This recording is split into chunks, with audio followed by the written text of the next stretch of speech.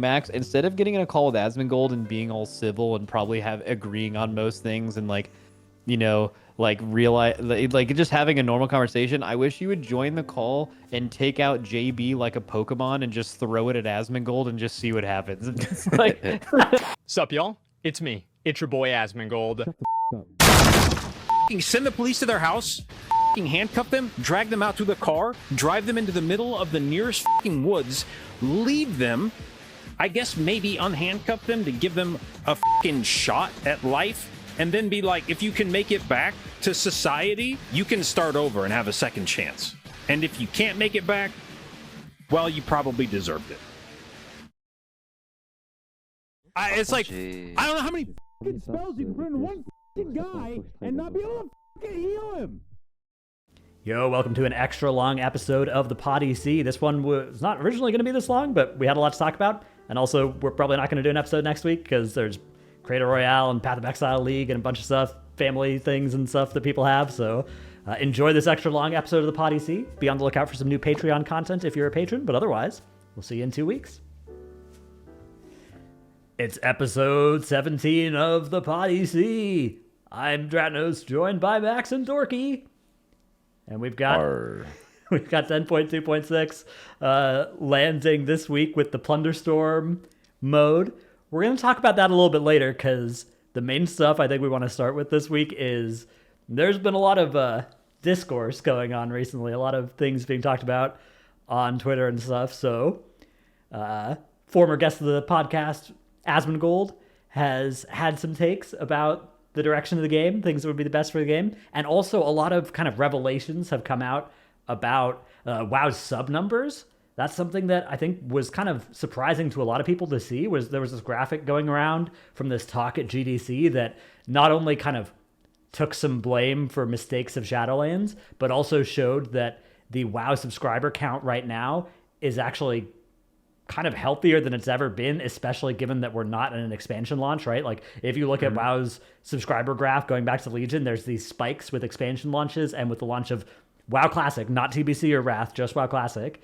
And then now there's also this spike, and to some extent there's Season of Discovery, which is maybe representing some of that, but just the fall off over the course of Dragonflight has been much shallower as well, and now we're seeing it just coming back up, which is kind of crazy. So the game, I was very heartened to see this chart because I was like, okay, being a WoW content creator is, that's a job that's going to survive for a while longer, which has always been a little bit sketchy. oh yeah, you're right, because we could have seen this and it could have been like a chart with downwards trend emote, just like this is the worst, right? And at least as a content creator, there is definitely like a clear split between retail and classic content creation. At least there's like two very distinct different viewer bases. And who knows how much each one is contributing to these numbers, right? Like it's clear, like when like you could feel the classic one. In fact, we can actually probably just lead with before the Asmon takes and stuff like that, just looking at the sub numbers, and Frank will just probably have that on the screen right now. Frank loves doing work like that. There's like look at like the classic peak, like that feeling of BFA, like before like Essences just got released, but it was like the worst Mythic Plus affix maybe ever, super underrated bad seasonal affix and beguiling, and like Eternal Palace was on a super hype raid, and then like that classic feeling, dude, you couldn't even turn your stream on for retail, like there wasn't even a point, like there was zero viewership at that time. And then like, so this graph like really shows that feeling of like the peaks of how much classic mattered. But then Shadowlands was massive, you felt that in COVID, right? And then also the churn point in Shadowlands. Oh my lord. Look at like after that Shadowlands graph of like 9.1, right? So Shadowlands came out and then it was like there's a little bump for BC and then it's just like 9.1 and it's like, what are we doing here? Like the fact that was with BC too, that's crazy how low it is. I mean, yeah, just in general, Shadowlands just caused so much, which is also like kind of an argument as to how much retail matters for like overall sub count. But then look at Dragonflight, right? Like there's such a clear, noticeable thing where Dragonflight, we've talked about it so many times about the borrowed power expansions, how they failed so early. And one thing Dragonflight did so well is it was a finished product early. There wasn't anything that took 2 years to figure out, and the sub number retention absolutely seems to reflect that people played the beginning of Dragonflight longer than they did those other expansions. I think it's What I like find interesting too is this. I feel like this graph kind of reflects what my stream looks like. Like I started streaming big time towards the end of BFA and like beginning of Shadowlands, and that's like when me and Growl and a couple of other streamers like started to pop off a bit, and then it dwindles, it goes down, and it just sort of follows this trend, which is kind of like interesting to see. I mean, it does make Our, sense, our right? viewership like directly correlates. Yeah. Yeah, I mean, I would imagine that our viewership at any given point is probably directly related to the current subscriber amount in the game. They probably go directly hand in hand. Absolutely. Yeah. it is a good point though that like the retail and classic, viewer base and player base, there are some people that don't cross over at all between those, and some people that do. Obviously, like if you look back at BFA and Legion, all of those people were just retail people, but now we've got a huge chunk of people that are Season of Discovery or Classic of some kind and as their main or only game. But yeah, I mean, for me, the thing that jumps out is like Dragonflight started lower than all the other expansions as well since Legion, right? Like this expansion came in with such a disadvantage compared to, again, Shadowlands during COVID, Legion with all the hype that was built up around it and all the momentum that it kind of built into BFA, right? And then, Dragonflight had to follow Shadowlands, and I think it's just really good that WoW had the runway to be able to kind of have BFA and Shadowlands back to back and still be alive to then put out Oh my Dragonflight. God. Yeah, because like so much of Dragonflight's issue is just that Shadowlands happened. Shadowlands just murdered the retail. Also, there's another pattern. It is massive, super hyped release in Legion, and then a little bit less in Battle for Azeroth, and then massive release in Shadowlands, and then a little bit less. Oh, sorry, my mic is messing right now.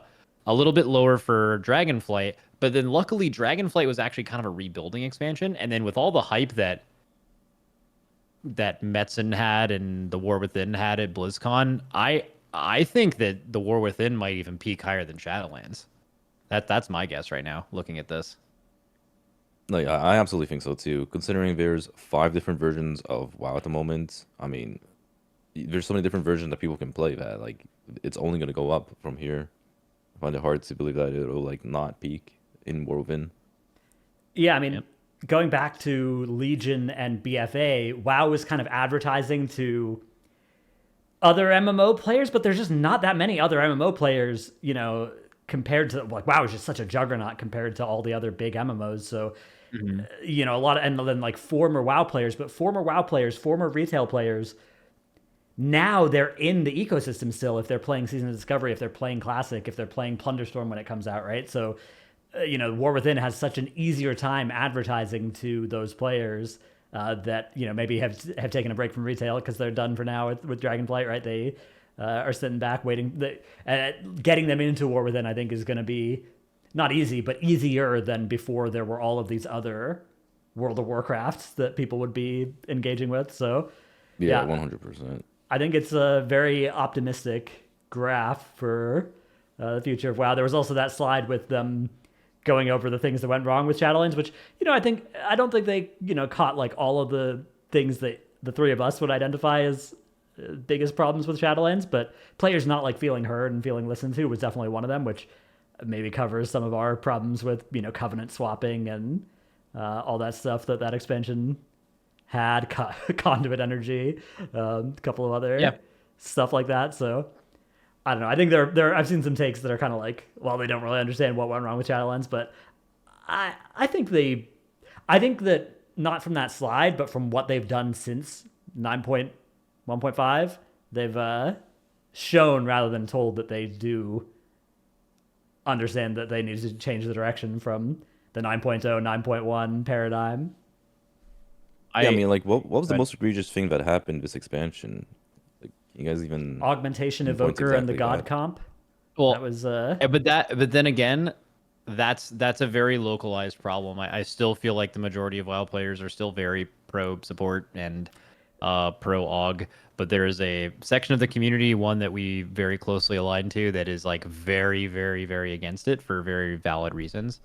But yeah, I think that's the worst thing Dragonflight did. I I mean, I actually had a thought today about Dragonflight's content cadence from reading this.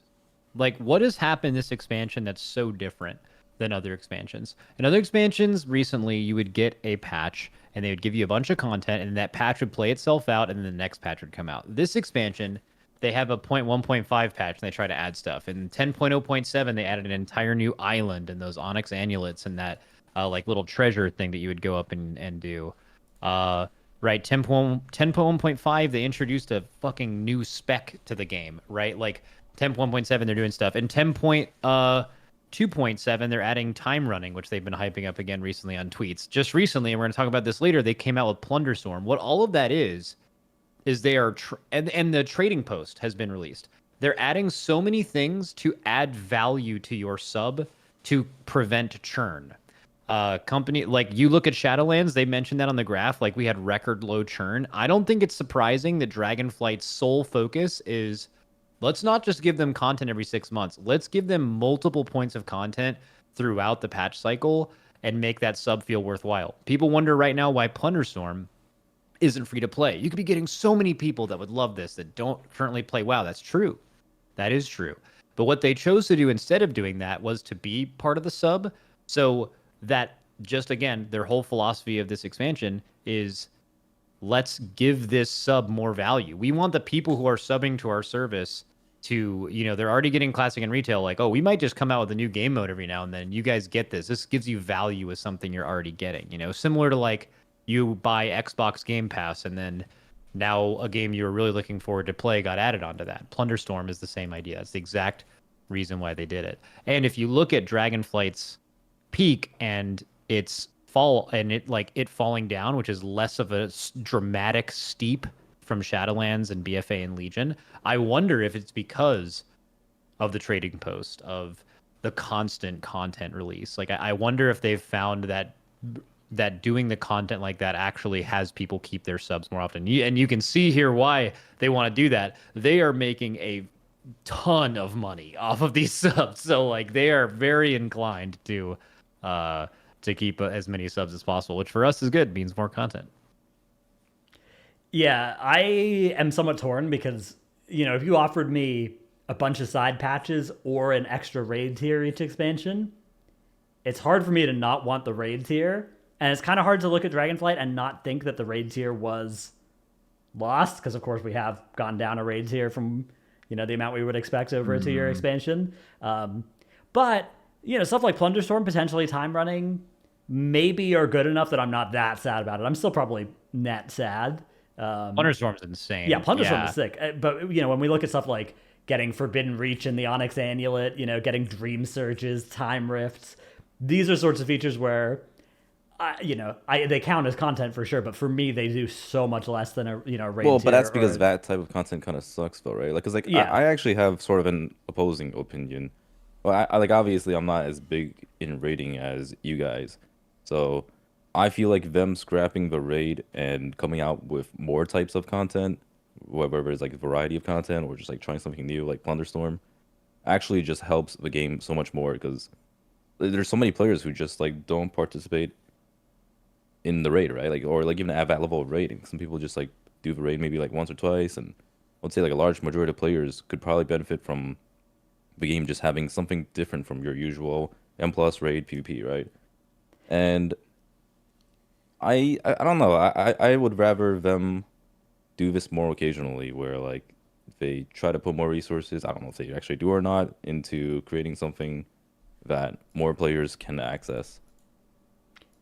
Yeah, I mean, I agree. That my point was basically coming to like, if they're actually going to do experimental like game modes, I'm kind of down for that. Like that, I still, for me personally, am sad to not quite have as many raids per year or whatever. Which maybe that's also going to be fixed in War Within. But if we're getting Plunderstorms, then I'm happy. I'm okay with it, right? Like I think that's probably good for the game. Yeah. If the experimental game modes they're coming out are as good as Plunderstorm, which is fucking incredible, then you would hope that they do more of that. I'm also not convinced that this has anything to do with the raid tier. Both the content cadence throughout the expansion and also the new game modes, I don't know if it has anything to do with the raid. As far as I know, the people who work on raids had nothing to do with any of this. So I think the raid patch being scrapped is more that in the War Within with 18-month expansions, you're gonna have 3 raid tiers and then another one anyway. And because they're releasing the War Within months before they would in a normal 2-year cycle, so I think Dragonflight's gonna end up being not 18 months, but I think it's gonna be around 20 to 21 months instead of 24. I think they were just like, if we're releasing the expansion early, we're just gonna scrap the raid. At least from my impressions that I've heard is that it's that, and it's not. We're giving you extra content, so we're scrapping the raid. I don't think one comes at the cost of the other. I think the people who are making the raids now are just making them already in the War Within. Yeah, I mean, if that's that's also true, my then that means impression. we're just going to get both and more within, right? We can, if they're, then it doesn't have to be a trade off, which Would be would very be sick. good. Yeah. That would be ideal. That's what we're hoping for. Yeah. Right. I mean, like that's what Blizzard has been doing, right? Like they're always working into the future and not exactly like working on whatever is present. So Yeah. I would imagine they're probably just like scrapping this raid and probably like working towards War Within stuff, which actually makes me a little bit more optimistic about the delves. Like I remember being, I don't want to say dobby about the delves, but They it's weren't like made for clearly us, not content. Yeah, like it's Yeah. not content for us, and like it just sounds kind of lame, and it's just gonna give like heroic loot. So I probably don't care that much about it. But after seeing Plunderstorm, I feel like maybe it is gonna be like kind of sick actually. Hopefully it'll actually be good, and hopefully it's something to stay, and hopefully they have more content like that. Yeah. Do we- So, Okay. well, I was just gonna say this also highlights, I think, a flaw. Just going back to the subscriber number thing, it highlights a flaw in those expansions design, and we've talked about this multiple times, but about how the beginning of BFA, the beginning of Legion, the beginning of Shadowlands were so bad. I mean, just insanely bad, right? Compared to how they were later. But the end of them were incredible. I don't think Dragonflight reached a point of quality that was as good as the end of Legion or the end of BFA. I don't even know if it scratched it, right? Like those were just better. But if you look at these subscriber numbers, how differently that didn't line up with who was playing their game. Like if you're looking at these peaks of subscribers and you know the fact that Legion and BFA were amazing at the end, and it's kind of hard to tell because of the classic peak there, but like BFA retail people was low and Legion at the end was so much lower than the beginning, and it didn't make sense to have a game so great at the end when less people were playing it, and a game so incomplete when it was released and so many people were doing it. So like just in a way of them moving away from that borrowed power design. I don't know if they ever looked at their like subscriber numbers, but like how the expansions actually played out were like the opposite of how you would ideally have them laid out. You'd rather have the expansion be amazing, and then like when less people are playing it, it's like, okay, the game can kind of suck now. I know that's not exactly how that, you don't make that decision actively, but like, it would be the opposite of how they did. I wonder how much of that had to do with them changing their tune up a little bit. Yeah, that's another kind of thing where shorter expansion cycles will potentially naturally make that easier for them to do well. So I feel like it will. Yeah. Like imagine an 18-month expansion cycle when they're pushing out the amount of content they did in the first year. In the first year of Dragonflight, we got like 3 or 4 mini patches and extra spec and 3 entire raids within 1 calendar year. Like they were pumped. Like right now it's slow because we're in that weird like middle time between. It's like I was about to do the worst analogy of all time involving a man bun, but like I'm gonna need to hear this analogy. okay, so like when you want to grow a man buns look sick, but like the You gotta go through that process, phase.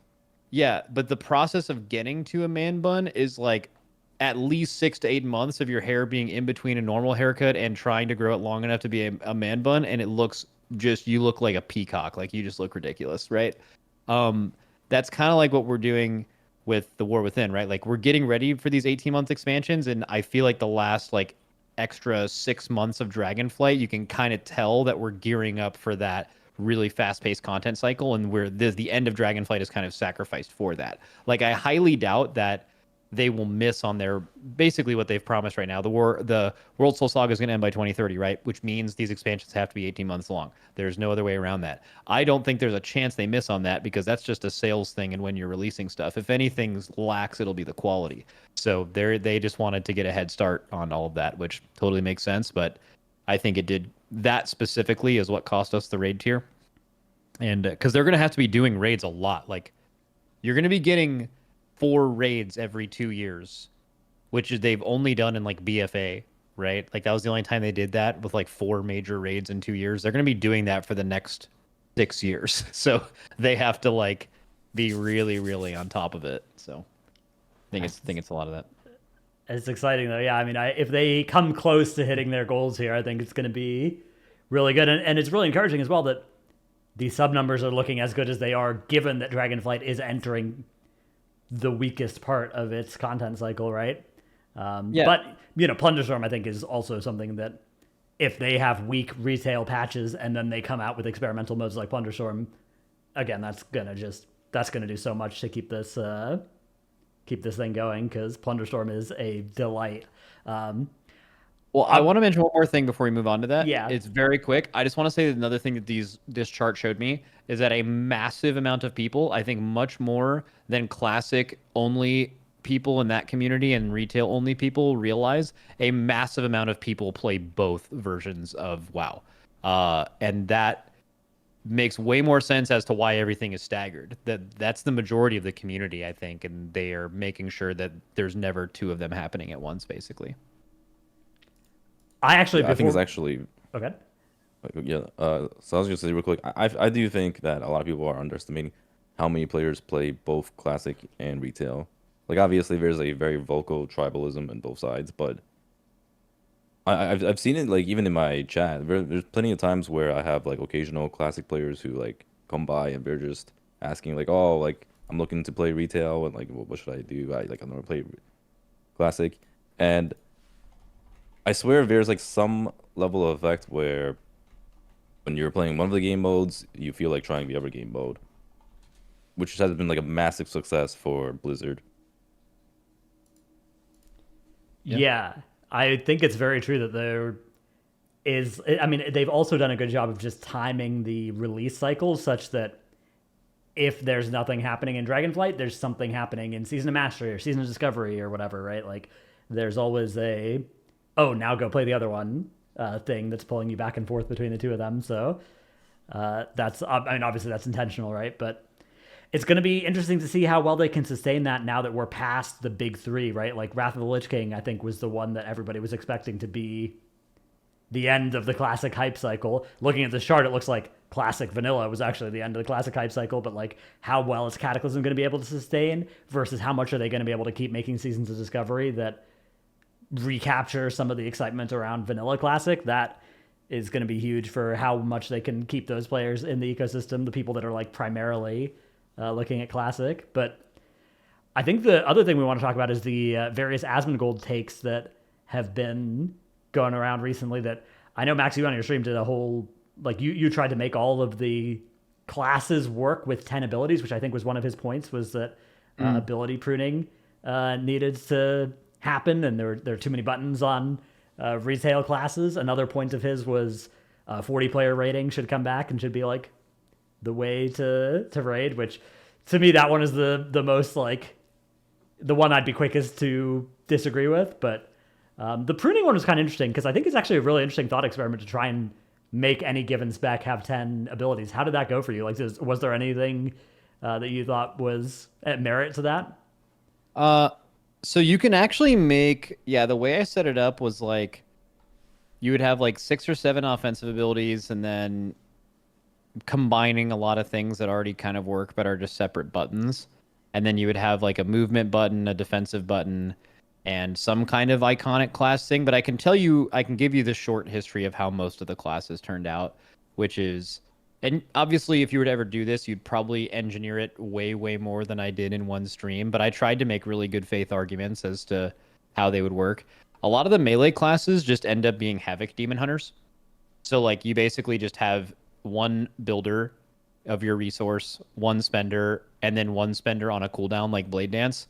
Like for DK, for example, they were just Scourge Striking to spend runes and Death Coiling to spend runic power, and then I just made Soul Reaper a not execute ability that you just pressed on a cooldown to spend a rune and generate runic power, but it hit harder than Scourge Strike, and like you end up just kind of doing that. But what you get is a little bit more simple rotations, which I think could be good.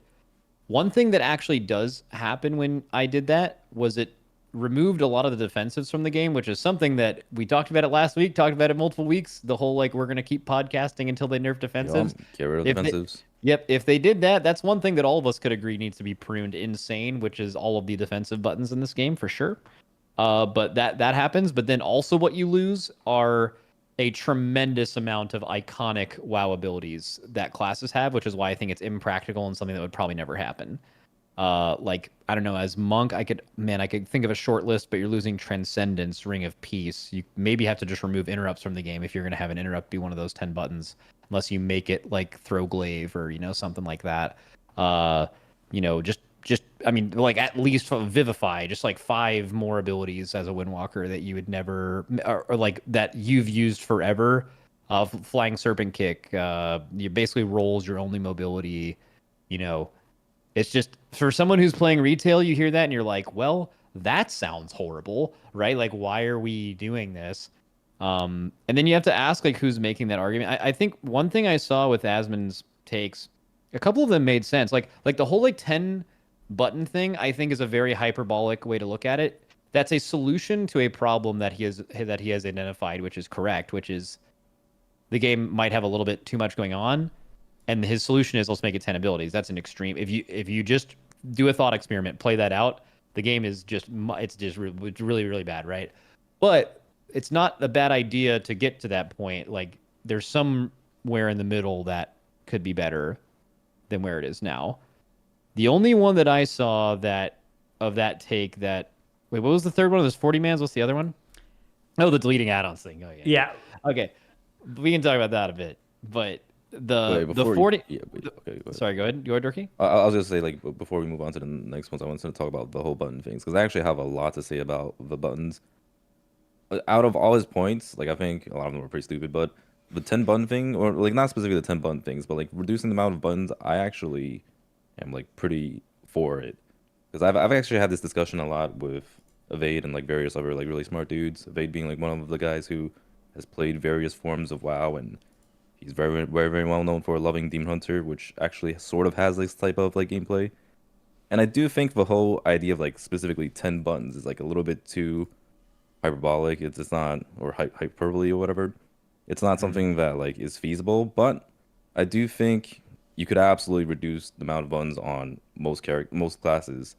Because like for right now, a lot of the specs actually lose a lot of uniqueness because of homogenizing their abilities. Like mages, for example, every single mage right now just has all the defensives, whereas before it was like, okay, Arcane had greater invis, whereas Frost Mage had Ice Block and Fire Mage had Cauterize. And it was unique to each of these specs, right? But now it's not as unique to the specs.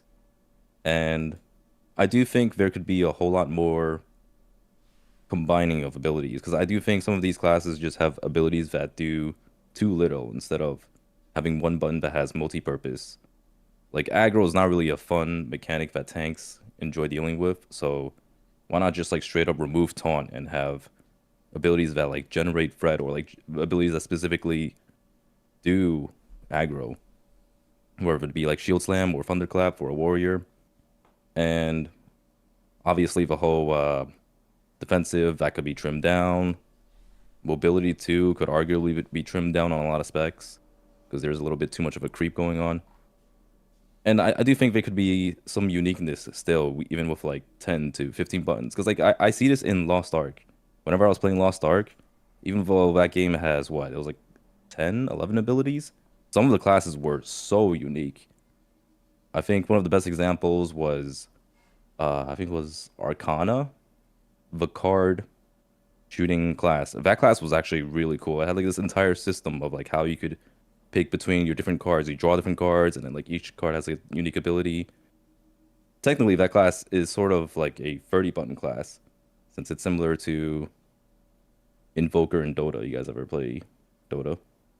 It's like you could choose between so many different abilities, and it makes it unique, but you only really have 10 buttons to play with. And I just feel like there are a lot of specs that can benefit from button reducing.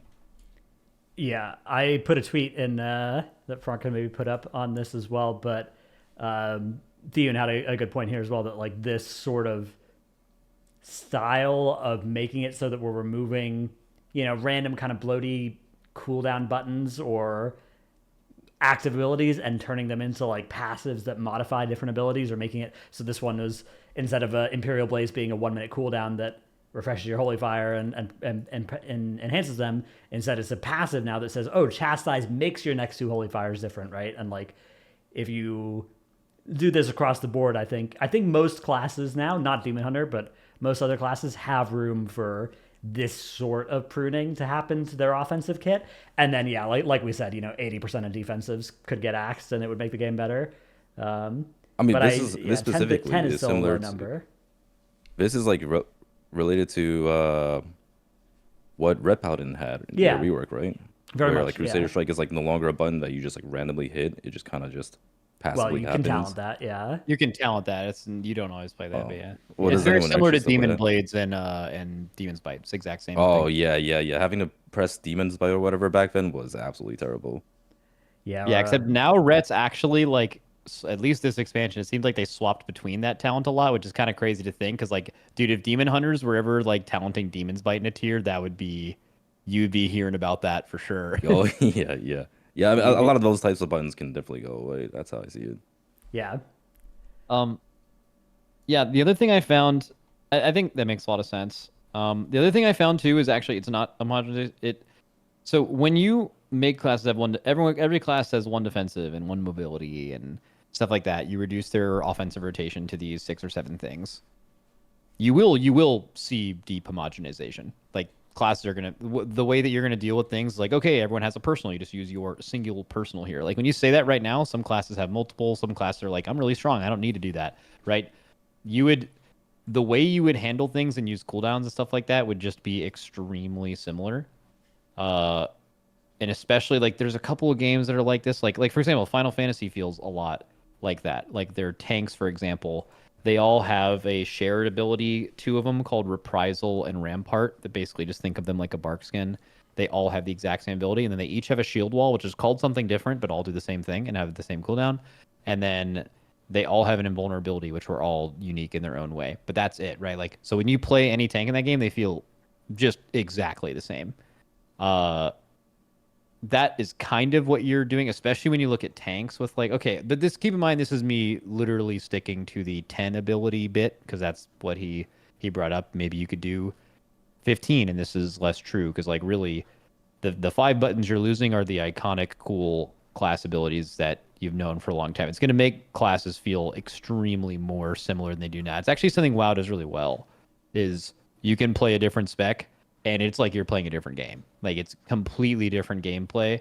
No other MMO that I've played is really like that. That's something that WoW, and that's, you'd be giving away a lot of the individualization. But what you'd be gaining is the ability for someone to pick up the game and not immediately feel overwhelmed and quit. I've seen this happen to people firsthand. I've seen someone start playing WoW on a computer and see that look go over their face, where they were playing a Frost Mage and they had a bunch of buttons on their bar, and I told them to press Cold Snap, and I just watched them hover over every ability to look at their tooltip and see which one was Cold Snap, because literally all of them look like Cold Snap, and then they could be called something like Cold Snap, and then you're just like, there's just kind of a lot going on. It's not even a retail versus classic thing. I initially was like, there's a lot of retail comments in the community that are like, okay, you guys just miss classic. You were a kid back then. You miss what it was like to be a kid, and you just want gaming to go back how it was in 2009. It's not really a WoW problem or whatever. It's like your life has changed and gaming has changed, and you miss that. But this is different than that because classic had more buttons than retail, right? Like that's not even make it like the old days. It's more of like how do you attract a new audience from like all these kids that are dopamined out on TikTok all day? Can you give them a long grindy MMO with 30 buttons and actually be able to have them figure that out? I mean, they've been going more in that direction, but I'm not sure. I mean, I feel like Blizzard's doing this, right? They just don't have the option. Like Dorki, if they're making a modern MMO right now, maybe you go for the 10 button thing and you're not going to have 39 specs, right? So you can make specs feel different. When you get to 39, maybe you might have a problem. But yeah, I was gonna bring that up too. Like, yeah, if they're gonna, like, here's a hypothetical. Like, if they were to create a new MMO, what would it look like? I guess we could talk about that a little bit after. I mean, we go over all these that's points. directly related to what we're saying, though. You're right. Like, Yeah. I mean, but I was gonna say too, like, if you were making a new MMO, right? How many buttons would you have? That's one. Would you have add-ons?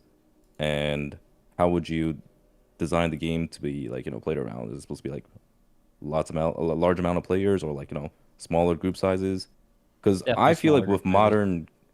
I feel like with modern games, the way I view them is they don't have a whole lot of buttons. It's just like similar to whether it's League of Legends or like every other MMO I've played, like ESO, Guild Wars, BDO, etc. They don't have a whole lot of buttons, and I feel like there's no way you would have add-ons in a new game, right? Are we going to add-ons yet? I feel like Well, there's still that's a what I little. mean. Like that's why we could probably talk about the whole new game thing later. But Well, to touch on the button thing real quick, I don't necessarily agree that the abilities would be homogenized. Because if you look at BFA, for example, most specs only had one, maybe two defensives, right? But they were all unique enough. I think the problem Final Fantasy had, at least, I mean, I don't play Final Fantasy, but at least I assume is because they all function similarly, right? But with WoW, they're all pretty unique. Some classes have an immunity, some classes have a two-button defensive, some classes have like a 1 minute with a much smaller DR. They're all pretty unique in how they function, and I think that's what separates them.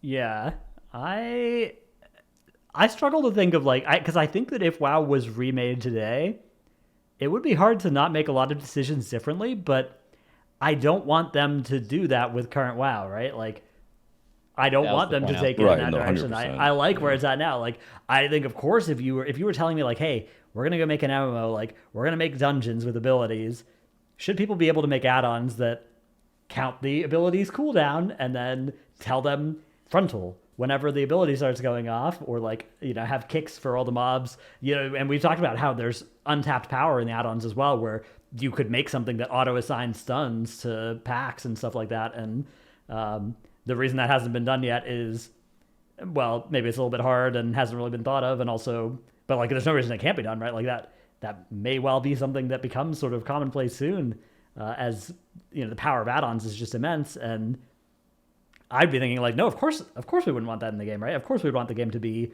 like Plunderstorm, right? Like in Plunderstorm, when an elite does an ability and it's like telegraphing what it's going to do, and you're like, oh, cool, the elite's about to bladestorm, right? Do I walk away? Do I stun it out of it? Do I just tank it? Like you make that decision because you can see it telegraphing it, and you decide what you want to do. And if there was weak auras and UI and stuff for that, then I think that would be a worse game. But retail WoW is like pretty far from having the gameplay that would support the add-ons being taken away, right? Like, and also customizing your core rotational UI and your raid frames and all that other nice stuff is one of the big things that I love about WoW, right? Like when you compare it to other MMOs, you go try and play another MMO and it's like, yeah, you can move your action bars around or whatever, but you can't do anything you want to do like you can with WoW and just really make it like your UI that you're happy with. So I don't know. It's because I can very much see the like Asmongold side of the add-ons are bad, and the game should just be designed to be a game that works, and the UI is part of that, right? Like that makes sense to me inherently, but I don't think it would work as like a design change in WoW without a lot of changes to like how abilities are telegraphed all throughout the game, and how mechanics worked. And I fear it would maybe take away a lot of the really hard mechanics that currently are possible. Oh, 100%. I mean, I think it would be ridiculous trying to remove add-ons from retail right now.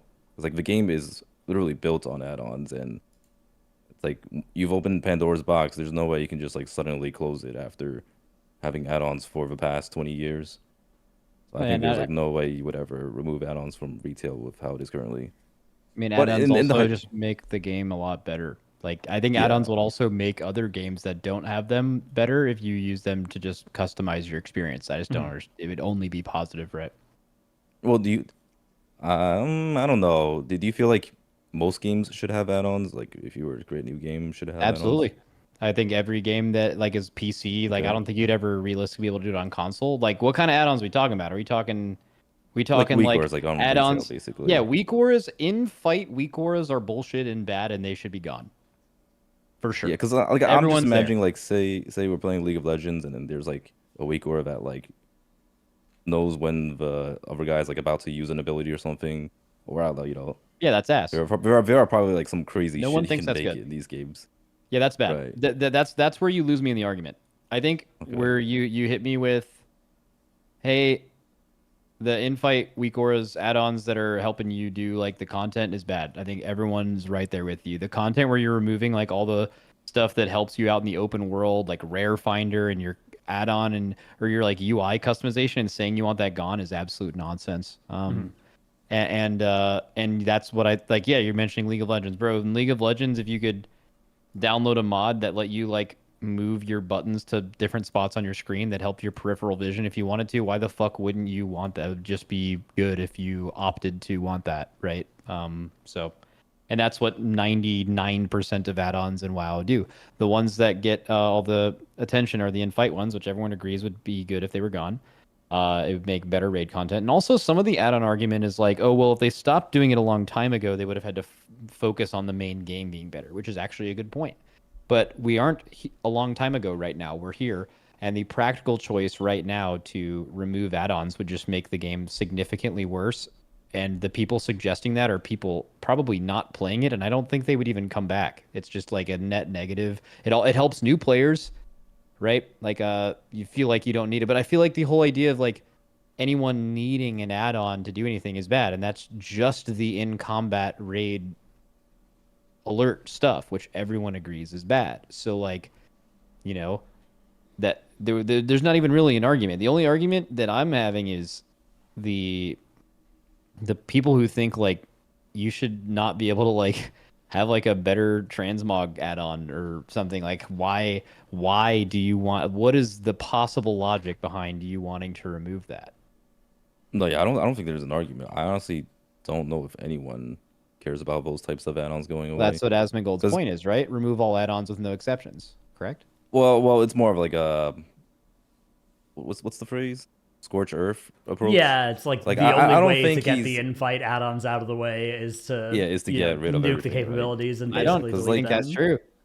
Yeah, fair. What part? I think the other argument as well is like if there is an add-on that makes the transmog experience better or something like that, if there's an add-on that makes your raid frames better, Blizzard should just bake that into the default UI, which for some things I think does make some sense, but we can see with edit mode that like there's people just like different UIs and people like their raid frames to look different from each other, and add-ons do a really good job of facilitating that without requiring, because edit mode was a huge undertaking, right? That was one of the things that coming into this expansion, like we haven't talked about it pretty much at all when we talk about Dragonflight, but that was a huge thing they did for this expansion was make a much more editable default UI, and still everybody wants to use add-ons because everybody desires a degree of customization and a different looking UI from one another that, you can make an argument that certain quality of life add-ons would be pretty universally good, and maybe Blizzard could just bake those ones in, but they have tried to make the raid frames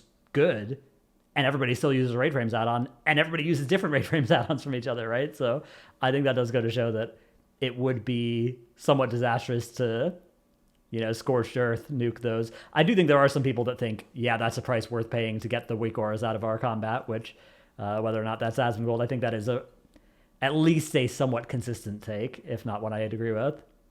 Right, I feel like that's got to be his take. I mean, if his take is to like get rid of UI add-ons and stuff, I think that's like absolutely moronic. But I'm completely with Max. Like, yeah, anything that gets rid of combat add-ons or weak auras would be great, but I just don't. It's just not a thing currently on retail. I mean, the problem is like it's very hard. It would be very hard for them to surgically remove the combat weak auras because it just breaks everything. Right? Yeah, like they're so intertwined with all the other add-ons, and they attack parts of the functionality every patch, right? Like stuff gets removed from things that add-ons can do, but the core of it is just it's so difficult to just take those away. Right. When I was talking earlier about the like whether you would make this as a new game, what would you do? I wanted to point that out as like the biggest extreme of what Blizzard could do, and then what they have now are a lot of players that have been playing this game for like a really, really long time. I think they have an impossible problem with most of the points that we're going to talk about from Asmongold Takes, but just in general, where you can't do the Scorched Earth thing. That's not the Scorched Earth option is never an option when you are trying to balance between getting new players and keeping your old ones in a 20-year-old game. A game which they probably haven't made a WoW 2 yet. You could argue whether WoW 2 probably happened in MoP and Dragonflight was another one in the war with, you know what I'm saying? Like, but like, I mean like a new engine and a full reset. Why? Because like people have a major attachment to their WoW characters that they've been playing forever. And they like the game that they've had for a long time. Yeah, games are a little bit different now. They're faster paced. The reward structure and how fast you need to be gaining progress is just faster than it's ever been. The game has changed in that direction, but all they can do is slightly change the direction. Any decision that is vast in one direction or another is alienating, as we saw from these subcharts today, millions of people. So they don't really have the option to do the make the new game angle, but it's an interesting thought experiment as to like, if you were to make a new game, exactly what would you do? And I just bringing it back to add-ons. I don't think if you make WoW in 2024 as a fresh game that you allow add-ons, but I don't know if that would be the best thing. Like if it meant that the combat was better because of it, WoW raid combat add-ons and everything still has, I mean, absolutely windmill dunks every other game in that category, right? Still the best. I mean, Mythic Plus, no MMO. There's no comparison, right?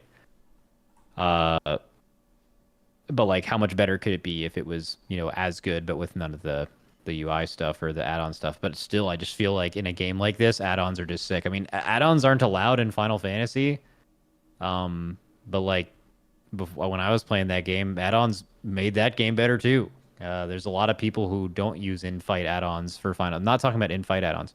Like they use like all kinds of mods for that game that, I don't know, mods and MMOs kind of seem to go hand in hand. They seem to just kind of make the game better outside of the combat stuff. So I don't think it would be made with them, but I think if I was making one, I probably would allow customization add-ons to exist. So I feel like the whole idea behind allowing specific add-ons just wouldn't work. It would actually be an all or nothing. Because, I mean, that's basically what happens in Final Fantasy 2, right? When you brought up the Final Fantasy example. Like, yeah, there are a bunch of really sick add-ons, but have you also seen the UAV one? That one is, like, a really bad example, and I'm sure nobody would want that. There's a couple... So, Final Fantasy is a different problem. So, because WoW allows add-ons, they can also regulate them. So weak auras at multiple points in its existence were able to do things significantly more OP than they are now. So an example of that is like Archimond or Star Augur, right? You can't, that doesn't work anymore. And Final Fantasy, because they technically don't allow add-ons because it's a console game and console can't have them. They don't like permit them. But at least until recently, it was kind of like they didn't really care unless you like streamed with it. They had no way to tell because the game's like spaghetti code. But because it's not allowed, it's also not regulated. So what you can do with add-ons in that game are a million times more egregious than you can in this one. But that's because by default there is no like support for them. So if you add support for them like in WoW, you can actually regulate and control what they're able to do and nerf how powerful they can be because they've already done that. So I think that's a good I place to do it. don't know if I agree with that though, because I mean they're basically cheating, right? Like at that point, since they're using add-ons, they're basically cheating, right? Oh, They are cheating, turbo. Yeah. Yeah. But I mean, like, cheating, yeah. can't you make that argument that like you could do the same thing in WoW? Like people could technically just You can do bot and use nothing scripts close and in WoW stuff. than you can use with the stuff that they use in that game. I mean, you Well, no, I mean you could absolutely There just was like use the, like bots and cheats and like all that stuff. And right? there was the time where there was Just that nobody reading does from it. the combat log file, right? You guys remember that during Aberrus, where briefly it kind of came out that you could have an application read from the combat log file that actually got updated every third of a second or something like that. Yeah. Which I am sure that you guys had some... It was so funny. WoW had like announced like, hey guys, we're gonna have this like overlay thing where you can see AUG damage in real time. And the way they did that kind of opened a Pandora's box of like, wait, using the combat info, you could use a third-party overlay, which has never been done, which, by the way, is all of Final Fantasy's add-ons. That's why this is relevant. You can kind of do anything, and then Blizzard nuked it, and you can't do anything. But, I mean, yeah, what people can do in Final Fantasy if they choose to use those, and as far as I can tell, a lot of the top world racing teams do. They just don't stream it. And one of them got caught for it recently, but the other ones almost certainly still do some level of that kind of stuff. Which obviously is bad, right? But by allowing add-ons in your game, you can regulate them and pretend. But yeah, but no one would support like cheating in a game, right? Like that's definitely bad. Yeah, because like I know a lot of people who play these other MMOs, they generally consider add-ons basically cheating. Well, for their games, like obviously. Yeah, because their add-ons are more. It's not something that's allowed. They're more OP than what you can do with add-ons. That's why. Yeah. Because WoW allows them, WoW can restrict them, which is kind of the point. If you allow add-ons. Well, but yeah, my counterpoint was more that like you can straight up hack in WoW too, and it's like, yeah, it would not be allowed, but it is technically something you could do. Yeah, but that has nothing to do with allowing add-ons or not, right? You could do that either way. Yeah. Right, but right. I mean, like in theory, somebody could have been not streaming and using an overlay reading from the combat log file for the past 3 years, right? Like that could have been happening. It's just nobody figured out how, right? But like just because WoW allows add-ons doesn't mean that you couldn't also do some overlay stuff. It's just they, people usually don't because you can do most of the stuff you'd want to do with add-ons anyway. And also this is part of just being credibly able to actually stop people from doing the stuff you want to stop them from doing, right? Like if Final Fantasy's big way of preventing people from doing add-on type stuff is being like, well, if you stream it, you're going to get banned. People just don't stream and they use it, right? Whereas on WoW side of things, it's like, well, like we're gonna try and figure out if people are doing this. Like we have ways of detecting it, and if we hear about it, we're gonna ban you, right? Like we're gonna get you if you make an overlay, right? And also like we are constantly making sure that we obfuscate that information anytime it gets figured out that you can actually access it, right? Like they didn't just settle with saying don't use this or you'll get banned, which would have created a Final Fantasy situation of people who aren't streaming are likely to be using this or might be using it, right? Instead they were like, okay, if you use this you'll get banned, and then 2 months later they were like, okay, we figured out how to make it so that this isn't possible anymore, right? And that's it is separate from add-ons whether or not you do that, but it is another important thing about a game is that you prevent people from doing the stuff that you don't want them to do, or you allow it, right? Like one or the other. Don't just be like, oh, please don't, and then be surprised when people cheat. I'm just thinking like back in Wars of Draenor, everyone was using the fucking interrupt thing where they would like straight up just like interrupt bot every single person in PvP, and it was like extremely obnoxious. And not too long ago, I think it was early Dragonflight, people had a macro that they were using where it would 100% get the interrupt if you just like spam it, and like a lot of people were abusing the fuck out of that until Blizzard actually found out.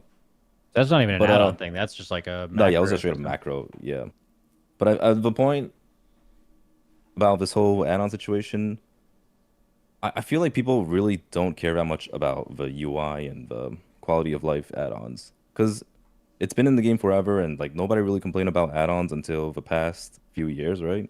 Where it's really the or the combat add-ons that have gone so extreme to where they feel like they need to limit it, and it's been a back and forth war. Now we have the whole private aura situation, and that's been like a complete mess in itself, which could be like an entire episode. Yeah. Yeah, I mean, look, I think if they went scorched earth right now and in an effort to get rid of combat add-ons, even though they have limited them before and can currently limit them to not do what they're able to do right now, which is obviously a decision they should probably do. I think that would be horrible. I think people would be so mad at that. Like, not the people who are the major no add-on people are from people who don't currently play retail, and they're like, this is the reason I'm not playing. I think, not to say that there aren't retail people that are like, do the scorched earth no add-on thing and don't play with add-ons, whatever. Or even if you're like, okay, it'll just be better for the game in the future. Bro, if they did that at the beginning of War Within, that would be so bad. Like, people would lose their fucking mind. Why does my fucking innocent little fucking add-on work? I think that would be so negative for them. I don't think they will ever do this. I think that, as you said earlier, that bag's been opened, and add-ons 99% only do good things. I think the solution is to nerf the spot where they don't do it. Private ores is certainly not the solution. That wasn't really intended to fix that. It was more intended to fix like a tertiary problem with that. But Yeah, it'd be great if like none of that shit did anything in there for sure. I mean, I'm assuming a lot of those people aren't against like timers. Timers existed in Classic. I guess that's fine. It's the assignment Yeah, it's text really on the just like how crazy shit is nowadays. it's the assignment text on the screen stuff. I think that has people worked up. Yeah, I think again, understandably so. I think we do all kind of Yep. mostly agree that on exactly where the line should be drawn. It's just a question of like, well, given that they can't actually probably easily draw that line, what should they do instead? Which, yeah, I mean, think, good. Or no, I didn't want to cut you off. Finish Well, no, your I'm just saying, like, I think the status quo is a pretty likely to be better than doing anything drastic. Yeah. like Dude. this is actually something we did in the race a lot. Like for a Yep. while, like we're well versed in weak auras now, but there was years where we were the weak auras that Limit used were like UI weak aura. They were basic weak auras. We liked to YOLO every fight. We didn't want to use weak auras, and we eventually went to it because it's like the absolute best thing. Like even if you can do something 95% YOLO'd, if it's 98% and you can automate it, that's the best thing to do to win, right? Even though it's less fun and people's awareness have gotten worse over time. But like I am the biggest proponent of this. Our entire guild hates this shit. We just want to pull the boss and YOLO it. In fact, we have done that before. That's what we did for a lot of races, and we did really well. We didn't win. Well, I guess Nyalotha, we were still pretty YOLO pilled, but over time and getting better, we've done it. So like we're definitely a fan. I can't speak for Echo. They're, but I think it's definitely would be good. Like you said, Dratnos, it would be pretty drastic. Like I don't even know where Blizzard would know where to begin, how to make a raid fight that was challenging and also not unfair with having none of that stuff that they've been conditioned to making content knowing it exists for so long.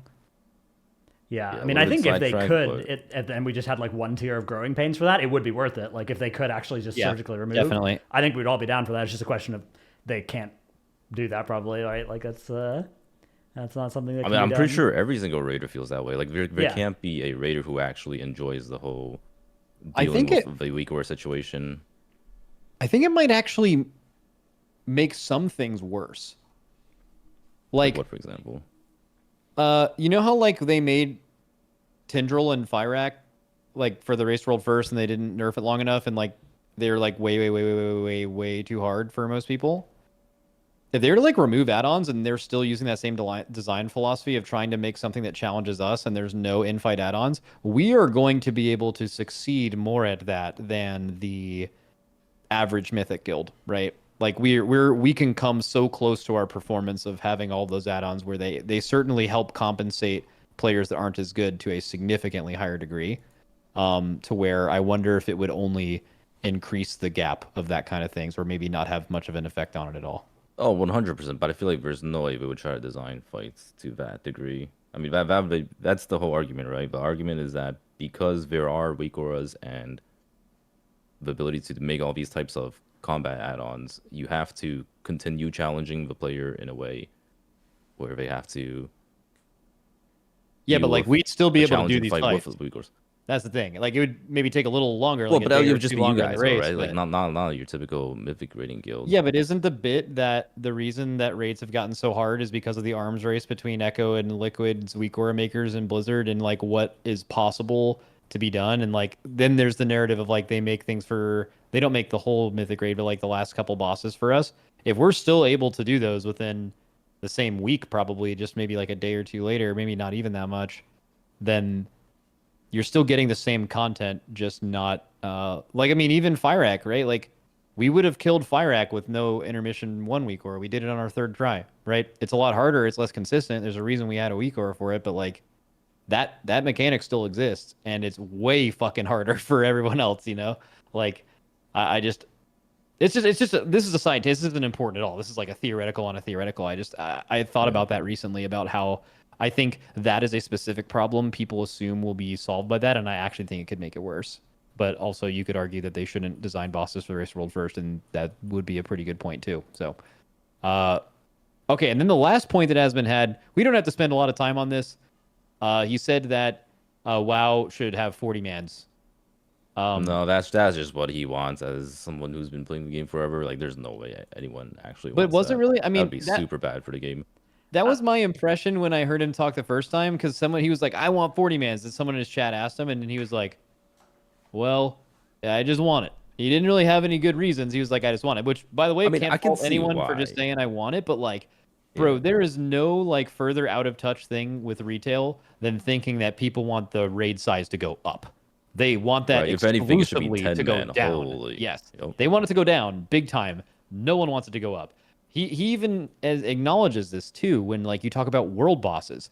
Why can world bosses not be interesting in any game? Because the more people you add to a boss and you actually try to make it strategic and interesting, it becomes an absolute mess. And if it's not a mess, it's just an easy tank and spank Reveal content. classic boss, right? There's two options there. The spot in the middle where you make genuinely challenging content is almost impossible. And also, you run into an accessibility problem. You're trying to make the game work for more people. There's a lot of people right now that would actually probably mythic rate if they didn't have to find 19 other people to do it. You want to make them find 39?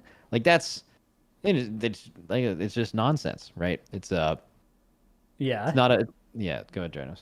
It's not. I mean, I don't think it's realistic for Mythic. I think that I always feel bad talking about raid sizing because for me, 20 is perfect. Like 20 captures, that epicness still of raiding, whereas 10 for me back when I played 10 and Wrath and stuff didn't in the same way that 25 did at the time, but 20 does for me.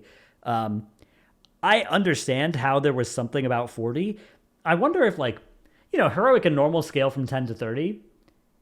I don't see why those couldn't scale from 10 to 40. I think that's probably feasible, right? Like if you wanted to get a full raid together, I don't see why those couldn't go up from 30 to 40 as a maximum size. I think that's possibly something that would maybe be a reasonable concession if there were a lot of people that actually did want 40 back. But I do get the sense that it's kind of a Asmongold pet want rather than like I think some of the other stuff he said had more other people that would back him on that one. I think the 40 is more like it's he and people who are just nostalgic for the classic 40-man raids of their youth or whatever, right? That think that the raid size would do some or all of the work of recapturing that feel of those raids, which I think we don't think that would happen, but also don't really care because that's not what we raid for, right? We don't raid.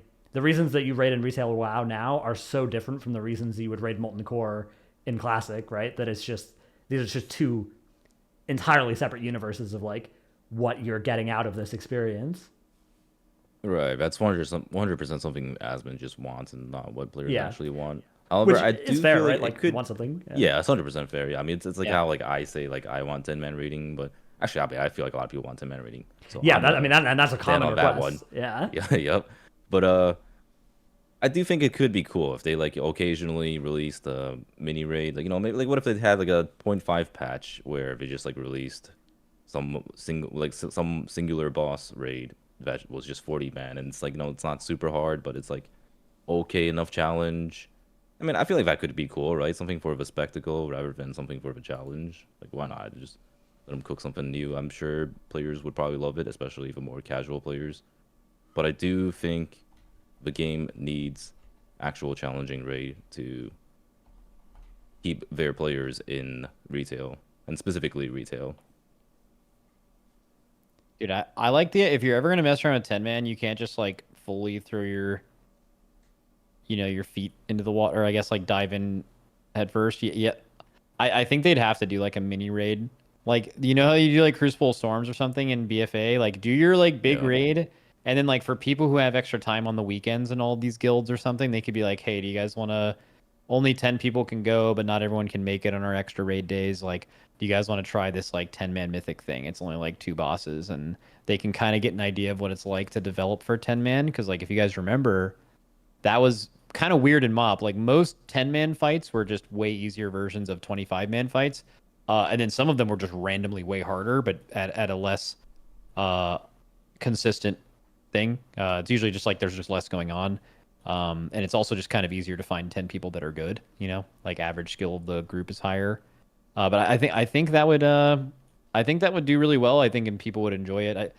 I'm with Dratnos though, where I think Mythic rating would lose a ton of integrity of the content and value if it was dropped. Like the hardest content in the game was dropped from 20 for sure. But also the whole making a new game thing. If you're making a new game right now, are you making 20-man raids? I don't think so. So It'd be 10 man, 100%. at the most, yeah. Yeah. Yeah. So I kind of see. Yeah, kind of, there's sort of a pessimistic edge when we talk about like how all these things would be done differently if WoW was made again. But there is sort of the optimistic framing that's like, wow, we're kind of lucky that we are playing this game now that would not be created if they were ever to create a game now, right? Like it's the kind of special artifact of all the things that came before that led to this point for this game that, I don't know. Actually, wait, yeah, Sweet. hold up. Didn't they make Molten Core 20 man for SOD, or like they said they were going to? There was a Molten Core, like on WoW's 10th anniversary or something, you could raid Molten Core. I think it was 40, but it was like a event thing. And then there was also WoW's like 5th anniversary back in Wrath, I think, where you could raid Onyxia's Lair for like reasonably good gear at the time, if I remember correctly. I think that was 25 though. I don't know. I was talking about this thing right here. Oh, You're talking this about is Season Season Discovery. Discovery. Okay. Yeah. So Season I'm Discovery is saying, going to they have were gonna a make it 20-player 20, Molten Core. Interesting. Yeah. I'm curious how that's going to work out because I know that so many of the people like playing Season Discovery are trying to recapture that vibe that maybe is related to having 40 players, but a very interesting change here. All right. Is it time? Is it time to think it talk might be. about how incredible Plunderstorm is? So Yeah, let's get into it. yeah, we are a bit over an hour into the podcast already, which does beg the question of how much time do we want to talk about Plunderstorm on this episode versus do we want to do our classic, we talked too much, we'll move it to next week, or do we want to do a big episode this week and then we kind of have some scheduling stuff next week anyways. It's going to make it harder to record potentially with the whole Plunderstorm thing on the weekend, new Path of Exile League for me, that maybe we just do a longer episode. I mean, today we could just do a Giga episode this week, and then we could just not like take a so week just off? to give you guys just to give you guys an idea of our release schedule, or like our Dratnos is doing like full PoE, can't record on Fresh. I have family at my house. We also have a like a tournament over the weekend, so like I might have had to been replaced, and also Dratnos, so it might have only been one of us Literally on the just a podcast. cat in a. Oh yeah, I'll solo cast. We would have Solo Dorki. cat Frank would cast, like yeah. put him in like a straight jacket, like a padded room, just all talking to himself, and an hour of the crazy. cat. That'd be good. Yeah. Okay. I Let's do that still instead. think So Okay, let's- so let's just do a Giga let's episode. talk about Plunder. yeah. Let's do a gig episode, and then we'll take the next week off. That's a good audible. So Plunderstorm's interesting. You guys obviously both are invited to this cool Creator Royale thing. I'm not bitter or jealous at all, but Yeah, only winners get it. yeah. I will say it's been interesting. I've been watching a bit of both your streams, and the strategies you guys have been using has been pretty interesting, right? Where Max and Trill have been trying to like win all the games, and Dorki, you and Growl have been like running into the storm and dying, and I think it's gonna be really cool to see which of those works better. We're experimenting, like we're trying to just like make sure we know all the options instead of I just see, like, yeah. playing the cookie cutter OP stuff and like always stomping on noobs. It's very different. Yeah. Okay, yeah, but so we've had Plunder for like 5 or 6 days now. I don't know. I mean, obviously, it's just so. My personal take on it is so fun. That mode is sweet. I've been having a blast queuing solo, queuing duo, playing with like all my guildies, my friends, all them. It's just like a blast. I don't know. It's so good. It's like there's little things that if you're a WoW player, you'll be good at because it's the WoW engine, and you can do these things. Like, I don't know how much you guys are standing on fences when you open your chests to force all the plunder to spawn on the little fence posts and pick it all up instantly, or like if you're barreling and then right before it explodes, you turn your camera around, right click, and then hit spacebar so you get launched the direction you want to go instead of backwards, and like all these kind of little things with the WoW engine stuff. But I feel like if you're missing that, you're missing like such a small chunk of equity that you can just play this game with like no knowledge of WoW and be okay. Like it's just a standalone game that I think is very good. Yeah. I echo everything you said. It's been like a week now, and all I want to do every day is wake up and just queue this all day. Solos or duos, I've played a little bit of background. I've played thousands of hours of Battle Royale games. I love Battle Royale games. I hate solo battle royale. I think it's psycho. Like I would much rather just play with my friends. I can play solo in this game and really enjoy it.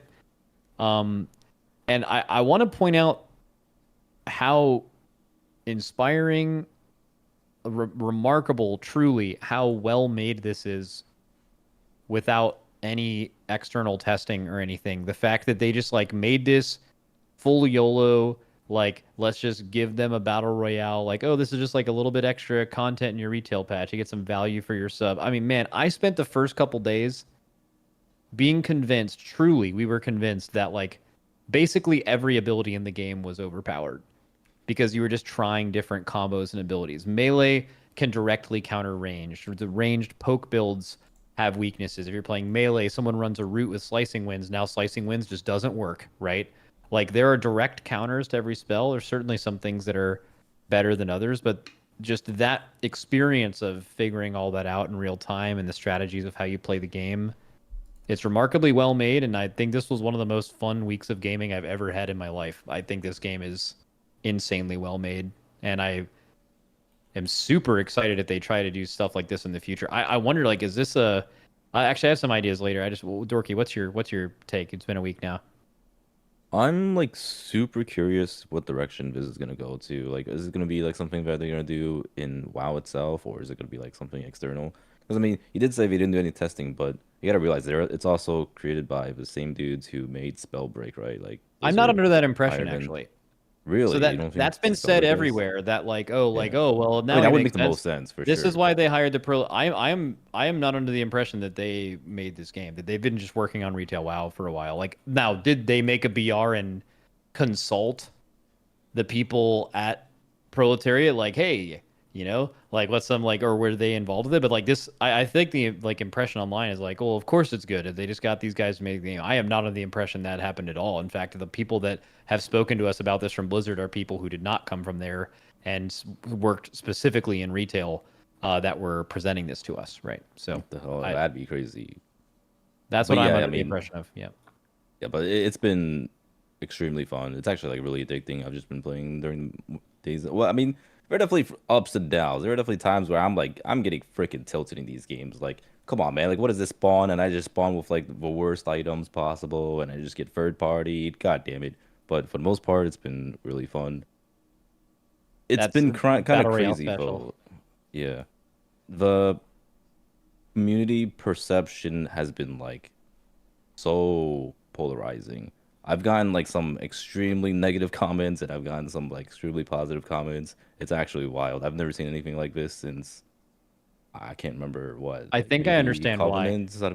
Yeah, I mean it makes sense why. Like here's my theory. It's because WoW players for the longest time, I mean, WoW players are one of the oldest gamers, right? Like let's be honest. The WoW category is full of boomers, people who were born in the 90s, maybe even like in the 80s. I have a guy who came into my chat. His name was like something 1981, and he was like talking mad shit. He was like, "Oh, what the hell is this mode, man? This is like some thing that my son plays when he plays that stupid, disgusting Roblox game." But yeah, I get that feeling that like a lot of people, this game mode is just the complete opposite of what WoW players originally were. They're PvEers who enjoy the high fantasy and RPG elements Yeah. of WoW, and then this game is like the complete opposite, right? Like when you think of battle royales, what do you think of? You think of Ninja, you think of esports, you think of Fortnite, you think of kids, TikTok, etc., all that stuff, and that's like the furthest thing from what a WoW player wants. And I've been seeing some comments. They are absolutely wild, mostly because of the rewards behind this mode. Like it's crazy. There's no power or player power behind any of the things you do in this battle royale mode, Plunderstorm, but the cosmetics is what everyone's after. I've seen so many comments of like, "Oh my God, I have to grind another X amount of games. It's like the worst thing ever." I'm joining some of these solo lobbies where people are like, "Please let me just PvE and do my quest, and you can kill me afterwards or leave." And it's like, it's crazy what some WoW players go through, but the game's fun. I'd be like, man, if you enjoy it, just play it, and if you don't enjoy it, So I think there's multiple layers to this, but the two main ones are WoW. You hit on one of them really well, which is that a lot of WoW players are just like they play WoW as like a single player game, and they don't want to be fought by other people. They don't play games where you can do that. I think there's a lot of WoW players like that. And specifically the way they announced this, it's on the retail roadmap. Like, yeah, this is on retail, and yeah, you get some like stuff on your character, but like, I think people were like really hyped to log in on Tuesday and do some content on their main and do Dragonflight content, right? Well, you kind of knew it wasn't going to be like that because they said, you know, you only need to have a WoW sub to play this. So they kind of hinted at that it's not going to be some max level Dragonflight, but I could absolutely see anything. It's completely reasonable criticism to not be into battle royales at all, to log on and be like, hey, we're getting this content, and then it's just not for you at all. And you're like, man, I'm upset. That's like totally fair, totally reasonable. And I could see that regardless of the quality of like how good it is. And the other thing is the limited time aspect. Like when players don't mind when things are a long grind in WoW because they can go farm that mount in ICC a million times and they will eventually get it. When something's only out for 6 weeks, they feel like they have to do it right now or it's gone forever. And if they're forced to do something that they already kind of don't like, then it's like this combination of bad feelings. But I don't think it's going to be limited time. I mean, like when we talked to them before this came out, they were like, it was in that like meeting thing. And one of those people asked like, hey, why is this limited time? And they were like, I don't know, you know, we're just going to see how it plays. But, you know, we don't know what the reception's going to be. But they were like, I mean, if people love this thing 6 weeks in and they can want to keep playing it, you know, maybe we'll extend that, or maybe we'll make it permanent, or maybe we'll take it away, iterate on it, flesh it out, and make it like a full, you know. So like, I doubt that it's going to. Maybe this 40 renown track will be limited time. Obviously, since then they've literally doubled the experience. I think you can get 40 in less than a day of playing. Right? It's not a ton of time. But yeah, I get why a lot of people are upset, but I will say, those are reasonable people and they're reasonable complaints. I have seen a lot of what I would consider unreasonable things, and it kind of sounds like that meme where it's like, quit having fun, like that. Like there's people that are mad that other people like it, and that's like the weird shit. Like Dratnos, have you seen any of that? Yeah, I mean, I think you could see a lot of this even on Tuesday when the first post came out about what Plunderstorm was. I like made a video where I was just like, you know, reading through it, the notes, and being like, you know, it's like a 10-minute video. There's basically just reading through and some basic like thoughts about, oh, I wonder how you're going to do this. I hope they do it this way, blah, blah, blah. And most of the comments in that video were negative about Plunderstorm. Most of the comments in the WoW forums before the Plunderstorm even came out were negative about it. So I do think there was a set of people that are being unreasonable about it and that had decided that they didn't like Plunderstorm before they played it. Yep. Which... The video got super disliked when it first came out to some extent, you know, obviously if you know you don't like BRs, then maybe you know you're not going to like Plunderstorm. If you are somebody who equates Plunderstorm directly to the loss of, say, a raid tier, I could see that being something that, you know, people, I not necessarily the raid tier, but just like in general, there's a lot of kind of angst among people I know about like, Faded's going to kind of suck, right? Like we kind of hate that WoW is doing this again, and I could see there was some of this anger I think is taken out against Plunderstorm, not because of what Plunderstorm is, but because of what it isn't, right? Because of the fact that during this time we are not getting the stuff that, you know, we're not getting like a fully fledged WoW season or something like that, which I think is pretty unfair to target Plunderstorm direct. Like I think there are people that are taking that vibe and then translating it through their brain's logical powers into like different sounding things about why Plunderstorm is bad, because people are really good. One of the things that we are really, really good at as like a species is coming up with logical sounding reasons for why our gut emotional reaction makes sense. But I think that many people have moved more towards Plunderstorm being positive. I know there's also a large set of people that are just like, man, this renown track, like, I am obligated to grind this, right? Like, I want those rewards. And 40 is, like you said, you can do it pretty quick, but you can't do it quick enough that if you don't enjoy the process, you're going to have anything but, like, hatred for Plunderstorm at the end of it. And I have seen tweets from people that are like, finally, I'm renowned 40. screw this Plunderstorm mode. I'm out of here. I'm never gonna play this again. This was I'll never awful. play this again. I hated it. Yeah, it was the worst. Which- So I never understood that part though. Yeah. 'Cause, I mean, can't you say the same about like challenge mode mogs, Yes. mage tower transmogs, But none of those PvP, did as good of a gladiator job. rewards? None of those did a good job as the like limited time surprise announcement renown track thing at like generating that fear of missing out in people. So that is why But they're this all the is same different. thing, right? Like You're- they're yeah, you're still right. the You're absolutely same right. There's type a of FOMO. It's not anything and you know, different compared to for like a gladiator mount, like if you suck at PvP, you're never getting gladiator mount, right? Like whereas if you Right. suck at Plunderstorm, you're still gonna get the renown 40. It's just gonna take you twice as long, but or maybe not even twice as long. You just complete your quests and die. It's fine, right? Like, but yeah, I mean, I think it is just I think it's sort of suffering from success that Blizzard have created such a compelling, you know, basically a battle pass, right? Like renown track thing that gets the hooks into people's brains of like, oh my god, it's a limited time renown track. I gotta grind this, right? That's which is crazy. My guild was talking about this like the day after Plunderstorm came out. You know, there were 10 of us in Discord playing Plunderstorm. So we were grinding a renown track, and like if you had told anybody in my guild the day before that patch came out that like, hey, when this patch comes out, you are going to spend 12 hours grinding a renown track and you're going to enjoy it, nobody would have believed you, right? But I don't know, they found a way to do it. It was wild.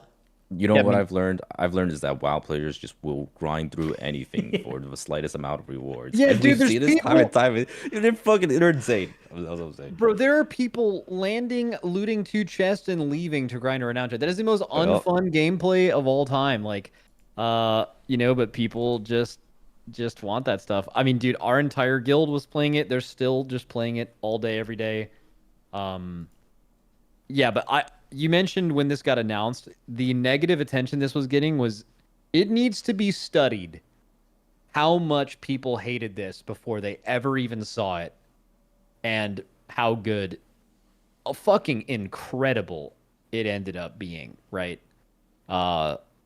I just and I think a lot of those people did like again, there are very reasonable negative things. I think a lot of people read this and they were like, no, and then it came out and it was really good and they're like, wait, no, guys, no, stop, you don't actually like. Wait, you're saying you like that? No, this game's bad. You know? Yeah. It is- Oh, dude, I've had people who like literally are in chat saying like, were you paid to play this? Like, why are you playing this right me now? There's too, no way yeah. you actually like this game. Which is also an insane thing. Imagine we're paid to do a tournament next week, and then we're not paid to play it now or promote it for any reason. And then the thought that we would be acting all day, every day, having the time of our lives playing this game as if like that's all just one big like.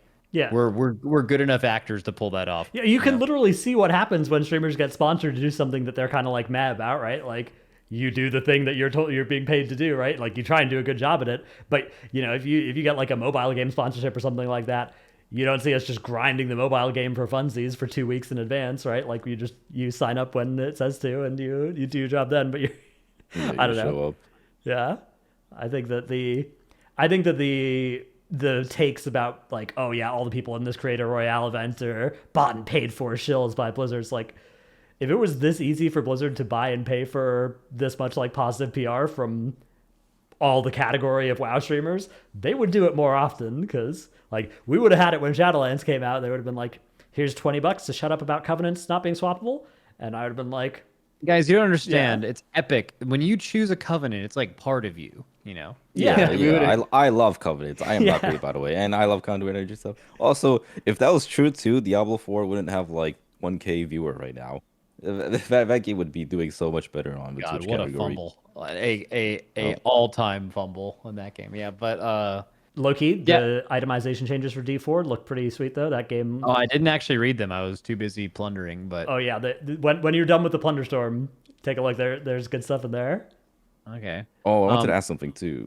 So, when you mentioned how like Plunderstorm isn't like part of the WoW game, how did people feel about pet battles when it came out? Because I mean, that's how I see it too, right? Like there are like so many things in WoW that are just like really not part of WoW, or like what I would think is in WoW. I don't Like, remember. were people like super pissed about pet battles coming out too? Because I mean, like, I don't- isn't pet battles like basically the same thing as like Plunderstorm in the sense that it's like not a part of WoW actually? I think Pet Battles You can more upload clearly your- like integrates into the game though, right? Because like you still do it in the WoW world with your character with Like people would permanent hate this so progression. much more if you are on your max level Dragonflight character in a BR and it's actually just Oh, that'd be awful. WoW PvP. I mean, it would be terrible, right? Holy moly, that would be bad. Yeah. I mean, I think that is the thing that deserves the most credit is they took so much of the core of World of Warcraft PvP and were like, well, this is stupid. This isn't going to work in a BR. We're not going to do like you don't auto attack. You press a button and do a frontal cone as your auto attack. Like that is such a radical change to how the game works. And like you have 4 abilities, you can cast all of them while moving. Like it's incredible. You have to aim them. There's no gear. Like it's all very. There has been so much thought going into this, and I just want to echo what Max said earlier about the fact that they landed it this well with so many modifications to the core game without a round of public testing is incredibly heartening. Yeah, it is incredible. Yeah, like that. The experimental team deserves So a they tried tremendous that. amount of praise. Yeah. They tried stuff like that. So they mentioned this to us when we like had like a question and answering thing. Like I actually asked them the direct question of, and I don't know, they didn't say all that stuff was confidential, but I don't think it, but it's not a huge deal either way. Just out here, Probably. love breaking NDAs and stuff, but yeah, we love that. we love that. I asked them, okay, so with no gear on the ground, no like legendary weapons you can pick up or anything, you know, are you worried that like, yes, you're going for the simple approach. People will be able to pick this up right away, never having played a BR and instantly get it, right? But like you're potentially lacking depth in the long run of not having as much ways to optimize your character within that game mode. And also they have their the rounds of Plunderstorm are like half the length of an Apex game or something like that. So like they clearly went for the quick and fast approach for that. And I asked if they're worried about the replayability of it. And they basically said they tried all those things. I think at one point in the testing and creation of this game, there were classes, there was a talent system that also departed from the main game. There was at least legendary and epic gear and stuff. I don't know if there was weapons, but like, you know, they did. All of that existed. The most complicated version of Plunderstorm that could existed in their testing, and they tried it and they thought it was extra and they chose not to include it, right? So they decide like it's not like they were like, oh well, we never got around to adding armor. Maybe that would have made this more interesting. Like no, they've actually like they fine-tuned this somehow enough as like extra content to have already tried all that stuff and found the best version. And it's a week later. I've well over 100 wins. And think about this game constantly. I constantly change my mind on what the best thing to run is, and I can't stop playing this game. I've played so many battle royales. This game is so good. But that brings us to a question, though. Where does this go from here? Because I think personally, I've seen enough to where like this can definitely not just go away forever and never be brought back in some kind. Like, is this something where, you know, like halfway through every season, just like we got at this one, we get a new map and some new abilities, and you know, it's like when the retail content dies down a little bit, there's like always Plunderstorm at the back half of the patch, which can be fun for a couple weeks or something. Like, is that the move? Like, what do you guys see for them doing it? I think that would make sense. I kind of want this to be a standalone game, personally. Wow. I kind of want it to be. Wow. I kind of want them to like take this idea and just like freaking make a new Blizzard game. It doesn't even have to be like that big of a Blizzard game. Something similar to HOTS, like whatever they did with HOTS. I think that'd be kind of neat. And yeah, I mean, new maps would be nice, new abilities.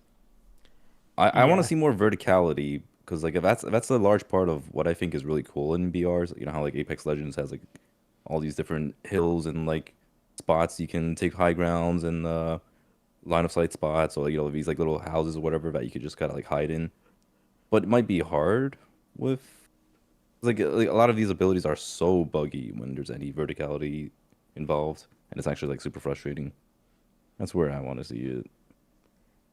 Yeah, I think that it's like obvious that more zones would be cool. Although I saw an exchange with I think one of the devs on Twitter where the fact that like most zones in WoW have a boatload of trees in them made it hard for a lot of other zones to be like candidates for this. But I know there are at least a few that aren't too, you know, forested and that could be really cool. Like I think You could I also think just there's create a enough. new map. Yeah, You could just create or a you new could map, just right? you literally just take a zone and modify it as well. Like that's doable because I think a lot of the value in it as well is like it would be sweet to battle across Azeroth and like go to all these zones, you know, from Yeah. Classic or wherever, from Outland, from Northrend that are nostalgic for people, right? And then do a battle royale there. So I think yeah, like twice a year, Plunderstorms for a month and a half, 2 months with a new renown track. Oh yeah, that'd be so banger. I would love that.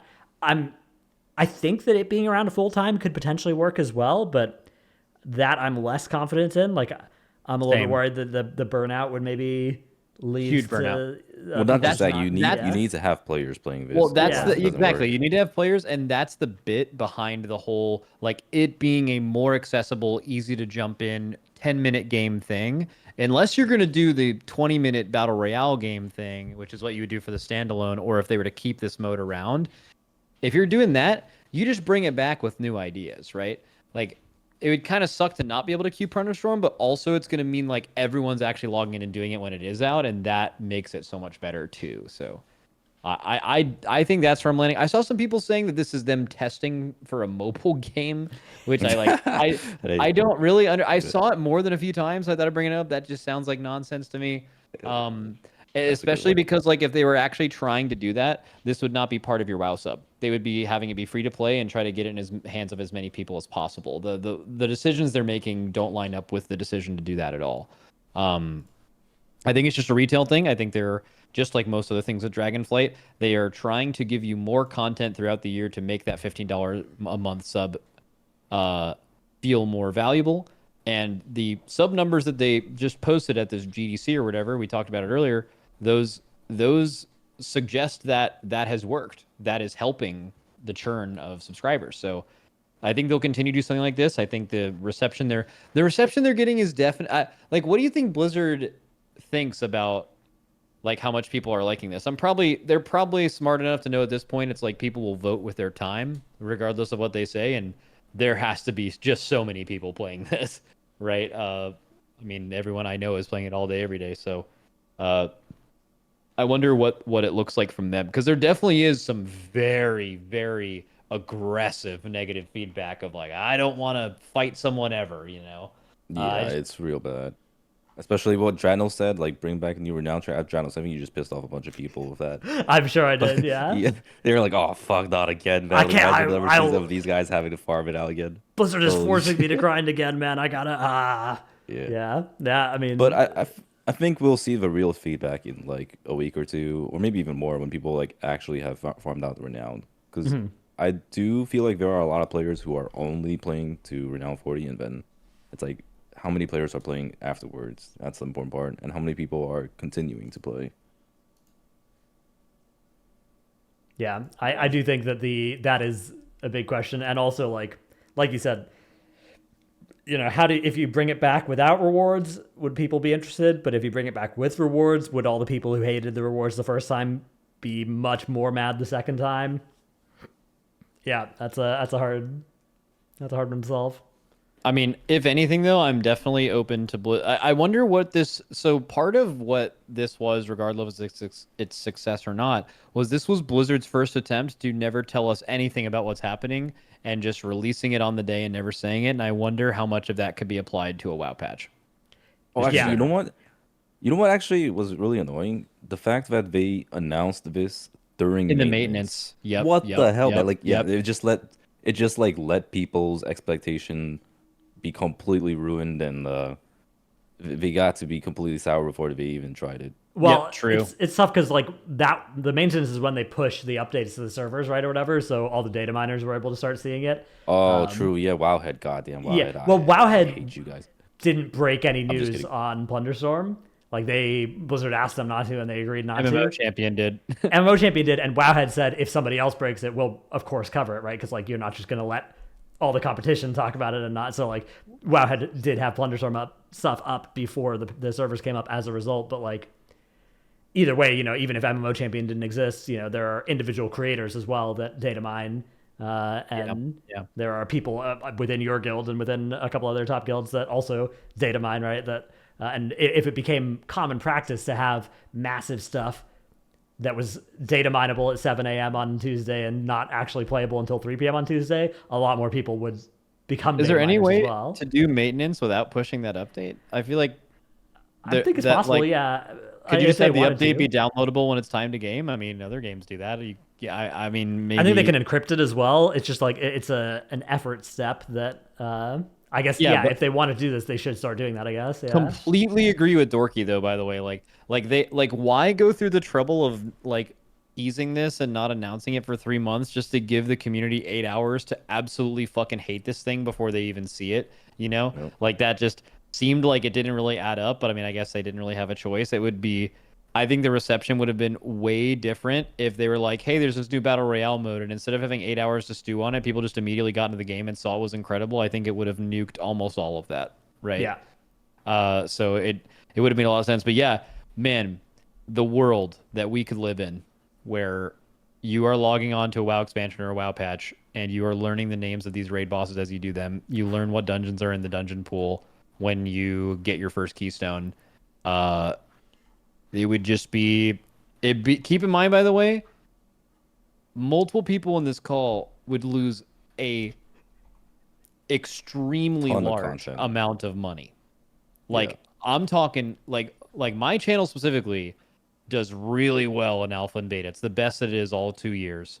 And I would lose months and months and months of content and everyone in like here all the would. hero talent stuff right now, actually. Yeah, exactly. Everything. Like you would lose all of that, and I would still do that just for how cool it would be to log in on one day and just do all of it. It'd be so cool. Dude, imagine just like logging in on the launch of War Within, and then you just have like all these No brand idea. new hero talents you didn't like know No about clue. hero talents. Yeah, you have Yeah. no idea. It's just like But you don't even know what the log zones are. in. You don't even know what the zones Yeah. are. You're literally And then questing. as You're you're like, yeah. as you're questing and leveling, you're just getting these hero talents, and you're like, wait, what the fuck? This build is so cool. I did like you're just like figuring all these things out, but instead you already know like by the time when it comes out, I'm just gonna be playing Rider of Apocalypse or whatever.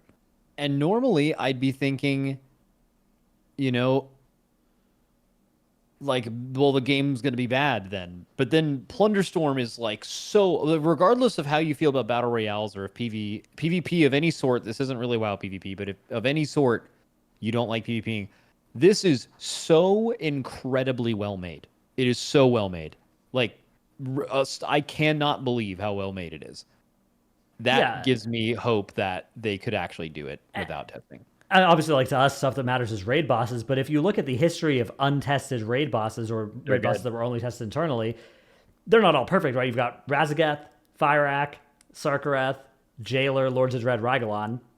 That's a pretty stacked roster. Like it's not, you know, it's not all bangers. There's But some stinkers, but it doesn't give you enough information to tell you that like bosses are just flawed or bad. Right. when I mean, there are also made tested to- bosses that are stinkers. yeah, exactly. Like Yeah, exactly. It's right around the same ratio of stinkers to tested versus more not of tested, all-time right? greats as well. I mean, Rygalon, you know, it's absolute masterpiece of an encounter in there. So I don't know. I think that it would be potentially. I mean, I'm sure it would be a lot more work, right? Like public testing all this stuff in a WoW expansion. Public testing 39 hero talent trees is unbelievably more work done for them than public testing Plunderstorm abilities would have been, right? But Oh yeah. I agree. Like the more we move in that direction, the better. Like the idea of no PTR, as like you said, somebody who makes a lot of money from PTR existing, I would be down for it. It would be sweet. The game would be better. Hopefully that would be like a rising tide that would lift our boats as well. But even if it wasn't, the game would be better. That would be I would choose that to happen. Yep. Yeah, slight off topic. Diablo 4 is actually trying to do PTR testing before they release their season. So Diablo 4 is actually going the opposite direction.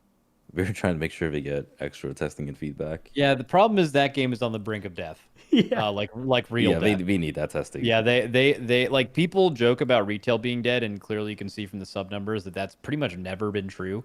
And that Diablo had 1K viewers in their section 1 month after coming out, like total. Like I mean, just complete non-interest, right? Yeah, it's that game. That game needs God bad. Yeah, to some extent, there are some games that are doing fine and just aren't Twitch games, but D4 ain't that. D4, ARPGs, like they're maybe not as high of a ratio of Twitch viewers to players as MMOs have, but they are still watched. People watch, PoE. People watch Last Epoch now. It's let's open up the. Oh my God, Diablo has 314 viewers right now. Oh my God. and Wow. It's tough. It's tough. Like D4, there's a lot of stuff you can see in it where it's like you can tell there's a lot of good work that went in there, but then there's some stuff where it's just like it's so shallow. It's so shallow that you feel like you've gotten through all of that part of it in like a day or something, or 2 hours or something. All the thinking about some parts of the game. Yeah, we could. I don't think we're doing a whole Diablo 4 Yeah. thing, but man, could I go on and talk about how they literally made Greater Rifts, which were perfect in Diablo 3, and then they just made Nightmare Dungeons, which are just worse than Greater Rifts, and now they're adding Greater Rifts back, apparently. So love that. Just all that innovation. What were you doing making that game? Whatever. But we're Blizzard Shills, though. That's us. Pretty much anything Blizzard makes, we love it. Yeah. Yeah. We're paid for sponsoring Diablo 4. All right. Okay. I think we're in a good spot. Maybe Patreon time for question. Yep. Yeah. This one comes from Gonzo, a name that I believe I recognize perhaps a multiple time. Hey, Patreon yeah, he questioner. already did a Patreon Yeah, question. that's cool. okay. You can do multiple. That's how it works. This one says, playing Plunderstorm has been a blast. It's also made me realize why I like Raid so much more than M+. In Okay, Raid, now we gotta go to war. All right, go on. in Raid, just like in Plunderstorm, you get to try again immediately after an attempt. If something screws up early, you just call a wipe, reset, go again. You keep the momentum between attempts at a boss or games of Plunderstorm. You get an almost immediate chance to improve and apply what you learned from the last pull. I heard the guys behind Super Meat Boy call this failing fast. In that game, when you die, you immediately respawn at the start, no cutscenes or music, just an immediate chance to try again. In M+, after a botched run, I might not have a chance to run that same dungeon immediately after. If I'm with a group, we're dependent on keys, and if I'm pugging, I'm dependent on getting invited. So my question, is this sort of fail fast, restart fast something that would be beneficial to M+, or is there something interesting or beneficial about the forced variety and downtime? That's basically advocating for no depletes. Yeah, And which is I think a we've take had that people argument have. before, right? Yeah. Yeah. I guess one immediate problem M+ would have with that is that if you could just restart an M+ run for freezies whenever you wanted to, you would see sort of like what we see in TGP, where you just do like a big ol' first pull and it's an extremely low likelihood of success. You just do it over and over again until it works, and then you do the rest of the dungeon. And if you win that first pull, you can then win the dungeon. That I don't know, like you can basically do restart your key whenever something goes a little bit wrong on the tournament realm, and everybody I know who's done tournament realm keys, except for like the Echo team and JB, prefer live keys to that feeling of just spam the key, practice it. As soon as you fail, restart it. Right? I don't know if that includes you, Dorki. I'm not sure, but I know that the key having some meaning to it, and like not just being we're gonna do this again. We're gonna keep doing this again until it works. That has generally been better for the people I know that have done both.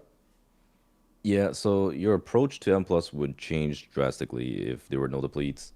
Because a large reason why people play the way they play on retail right now, keys, not is a TR or PTR, is there's weight behind each key. You're doing some risk reward type of pull.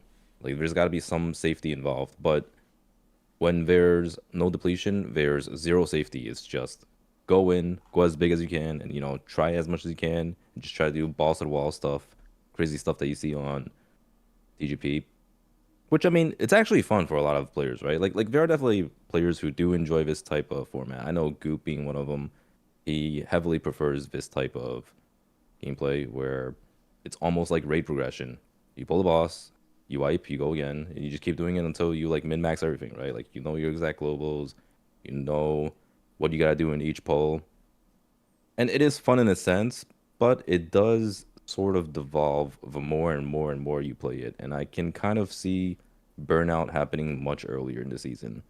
Because part of what makes M+ pretty fresh from season to season is you can play it for a pretty long time. Like if you're 2-3 months into the patch, you're still like trying new strategies and developing new pulls that you're getting better at. But if you were able to just like spam over and over and over again, the life cycle of M+ would just die down so much more for people who actually enjoy doing M+. But I mean, at the same time, like there could be merits to it, right? Like there is still the whole enjoyment of rating that people feel. And like for me personally, I prefer the whole live key feel right now. Just because I don't really enjoy that feeling of you're 200 pulls into a raid boss and P1 becomes kind of mind-numbing. Like everyone gets to that point, right? Like everyone gets to that point where you're doing P1 of Tindral and or let's say for Rock, and people are just like fucking up the basic mechanics because they're kind of just, what's the word? Like absent-minded, right? Like you get to the point where you kind of just lose focus and people are dying to the same shit. It's like, all right, your raid leader's going, focus up, stop dying to the firestorm or whatever. And I don't want that feeling to contaminate live keys. I feel like live keys have that fresher feeling of like every pull matters and you got to focus up at all times. But that's how I feel about live keys.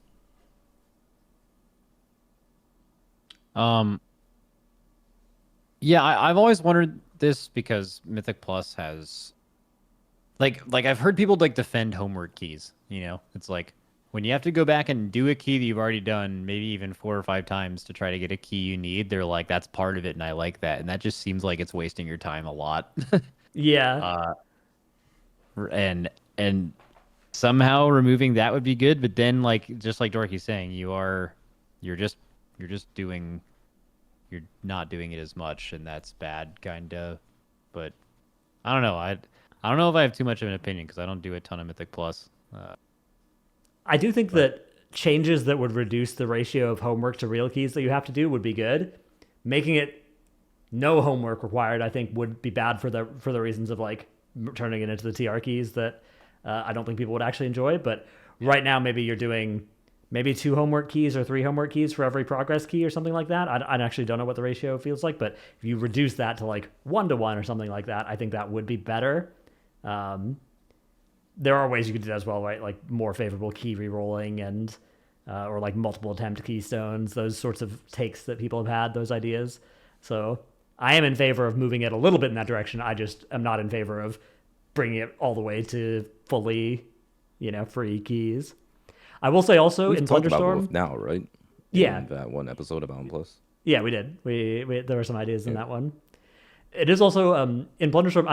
Like if your teammate dies in Plunderstorm, but you can like get away. How much do you guys try and like clutch and still win 1v2 in the end, or like say there's like still 17 squads left or something. Your teammate's dead. They're deep in the storm. I'm still staying in and trying to win as well. I don't know about you guys. Like I'm. You can easily win. Yeah, I'm doing that. I'm it's a bush. Not gonna be. It's not gonna be. It's not gonna be easy to win. Like just a straight up everyone's at full health 1v2 in the end of the game with like you at similar level. You can do that. It's extremely hard with the amount of abilities that the other team will have. But what you can do is you can be in a 2v1v1, and if you're smart, the like other one knows that you guys are kind of a duo, and that's the only I way swear they're win. always dumb as hell. Yeah. Oh yeah, most players right are now, like I they're hate like, whatever yeah, they most do. players will just Yeah. like try to kill you. And Yep. then this actually happened in the game right before we came here, where This happens to me all the time. yeah, there was like there was a level 10 duo, there was a level 8 duo, and then there was me. And they were all running around chasing me, literally right next to each other, 4v1ing me. And that team that is the level 8, the best thing they could ever hope for is that I can maybe kill one of the level 10s, and they should try to help me do that. So it forces a 2v1v1, which puts them in the lead, right? But like they are just gonna try to kill me, and then they did get slaughtered lose by to the the level 10 10v10. team. Yeah, Yep. yeah, because they don't know any better, right? But a lot of people don't think of game theory like that. They're Yeah. Well, just like, you know why they do that specifically? It's because they see your name is Maximum. They're like, oh my god, I'm on TV. It's Maximum. I gotta kill him. That's I wonder how specifically many why. times that's actually happened, because it sounds pretentious to be like, I think this is happening, because it's like, oh, that guy saw my name and he killed me. And it's like, dude, who the fuck do you think you are? They're probably just like playing the game, But I bet that's happened. You're a few 100% times. targeted, yo. Yeah, I feel it too. Yeah. Oh, like you guys have targeted? That's like you land and Like, you're like, there's "Fuck." times where they literally run at me for like the entire time. It's like it's clearly bad for them. There's like other people they can be picking on, or they can be like farming and stuff, but they just like run at me the entire time. Have you had stream snipers? I've had a few. There's one guy who just like keeps spamming in say chat like his like some name.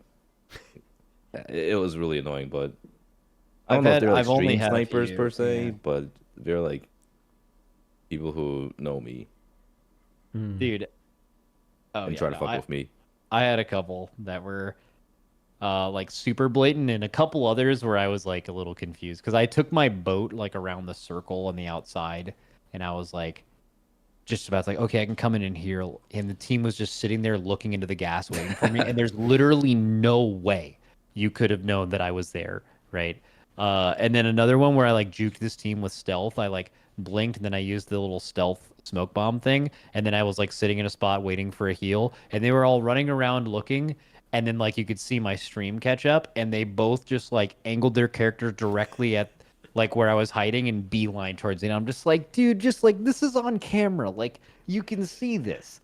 And it like a few times it was kind of annoying, but I mean we win. I think we have something like it was like 95% win rate on the first day, but now since they fixed the MMR, it's around 80 or so. I think it's around every four out of five we win. Yeah, So it's still working. I'm looking forward to this Creator Royale thing. I mean, I'm probably not going to watch too much of it live because I'm going to be no lifing Path of Exile that weekend. But I think that there's going to be some teams in there that are going to be like some of the teams that are just like variety creators versus like you and Trill or like Dorki and Growl to a lesser extent or some of the PvPers, right? Like that's gonna be kind of wild. This is gonna be some messed up. Yeah, games. there's some nasty teams in the tournament, and there's some people in the tournament that are kind of there because they were paid to be there, and they're not even playing the game right now, and they're just gonna like pull up and. Yep, I mean someone's got to get slaughtered, right? Yep. I mean, so all good, I guess. Yeah, it is kind of an interesting tournament design. I'm not sure if you guys or maybe anyone who's listening to this is aware of how it works or how battle royale tournaments have kind of evolved. Apex actually, I think they created this or they popularized it at least. This is the format it is because it's really confusing when you actually read the article.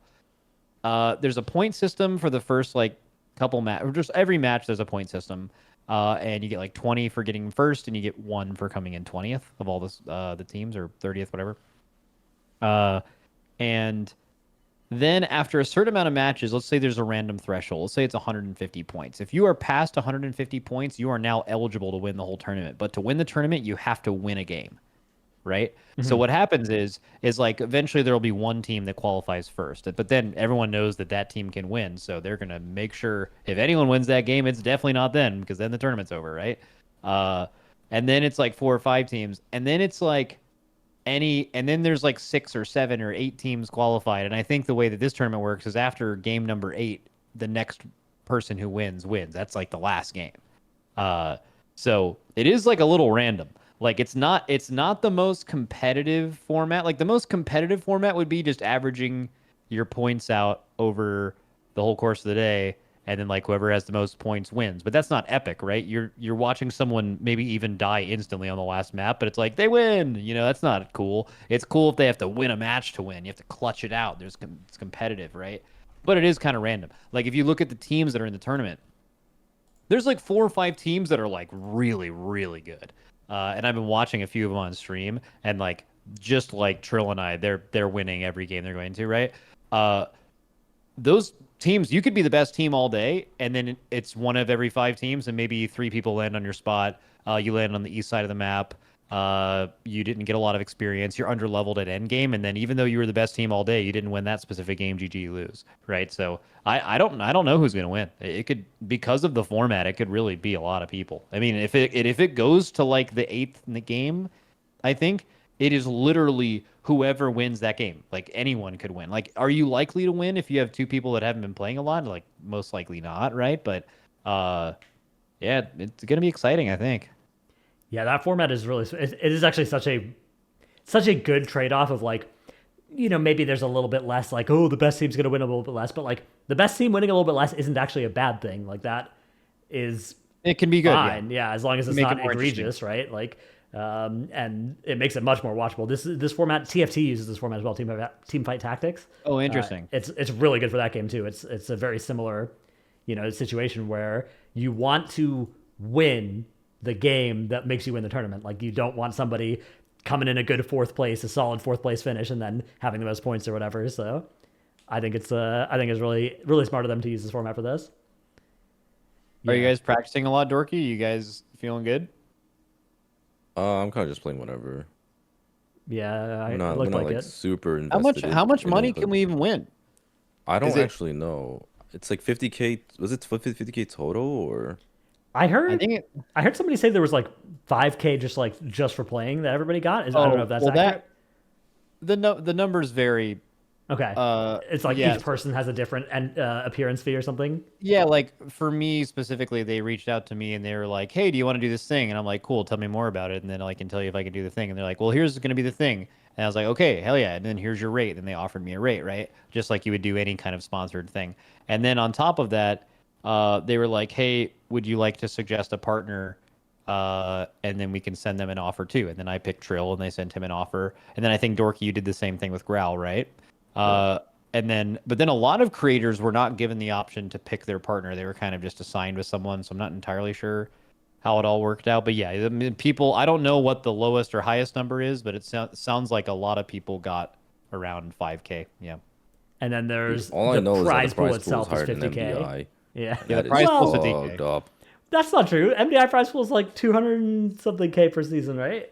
Close enough. This is it's like higher prize pool than a cup weekend, but it's much less than a total season or the global finals. It's All I know is more that I have if you potential to include make the way more from this. participation fee of the 5K, but that's not really a participation fee. Like it's like a marketing budget. It's like Yeah. them paying you for a sponsor. It is literally them paying you to stream for 4 hours during this tournament is what that number is. Yeah. Yeah.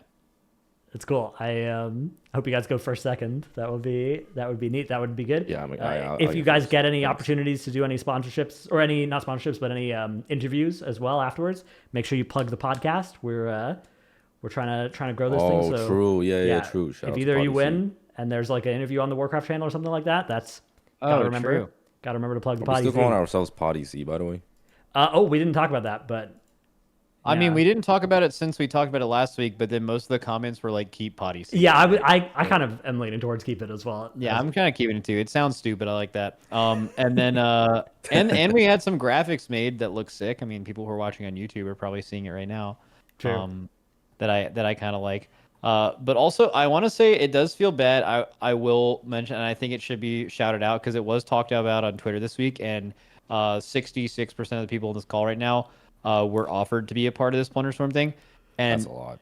I think it does turbo fucking suck for anyone who really looked forward to this and would have a stream that like they're looking at people who got invited that maybe aren't WoW players or maybe are WoW players that actually don't have as big of streams in them. So it's like, why was I not selected or whatever? Or regardless, and it's not like a feeling of envy. It's just like you're left out. And not only is it potentially a free $5,000, which like, hey, who listened to this would not appreciate that? That's awesome, right? But also it can just make you not want to play the game mode as much at all because you're just like, I know I would have been devastated if I found out I was not a part of that. So I totally get that. And just shout out to the creators if any of them are listening to this. I know that fucking sucks. And there was certainly a few people that were very, very strangely omitted. Sea-Doo was definitely one of them. Like that's a really weird one to miss, but yeah, I and you, Dratnos, it sucks. It's okay. You don't have to say it. It's okay. Yeah, you too, Dratnos. No, I think Sea-Doo is the obvious, like, that is tragic. No, I mean, I would have loved to crush you, Dratnos, in the tournament, and it feels bad. I can't. Well, let me clarify, that wouldn't happen either way, so let's get that out of your luck. mind right now. Okay, dude. Yeah. I don't know. I mean, okay, as obviously somebody who wasn't invited to this, it does, like, you do have a little bit. I know you have this feeling as well, Max, where you see companies promote games by having an early access that's just for some streamers. Oh my god. Yeah. And or drops enabled just for some streamers.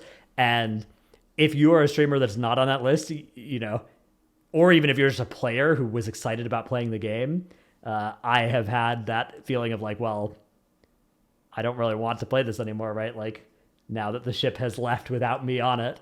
But I will say I didn't really get that for this Plunderstorm Royale. Like obviously it looks really cool. I would have loved to be included. I would have, I think, been right up my alley. I would have had a lot of fun with it. But like 60 players is not a lot of players. there's a lot of really big streamers on this list. Like, yeah, there's some that are maybe a little bit more smaller or less obvious includes, but I think the whole point with this is you want a lot of people like that for an invite list like this. So I think if you are a streamer that was not included on this list, I understand and sympathize with like if you have a gut negative reaction, but I would caution against like feeding that feeling too much. I think that's going to lead to just more negative stuff that you don't want. And so if you can try and shake it off, that will be better. But, you know, obviously that's easier said than done. So especially for people like C2, you know, it sucks. It really sucks.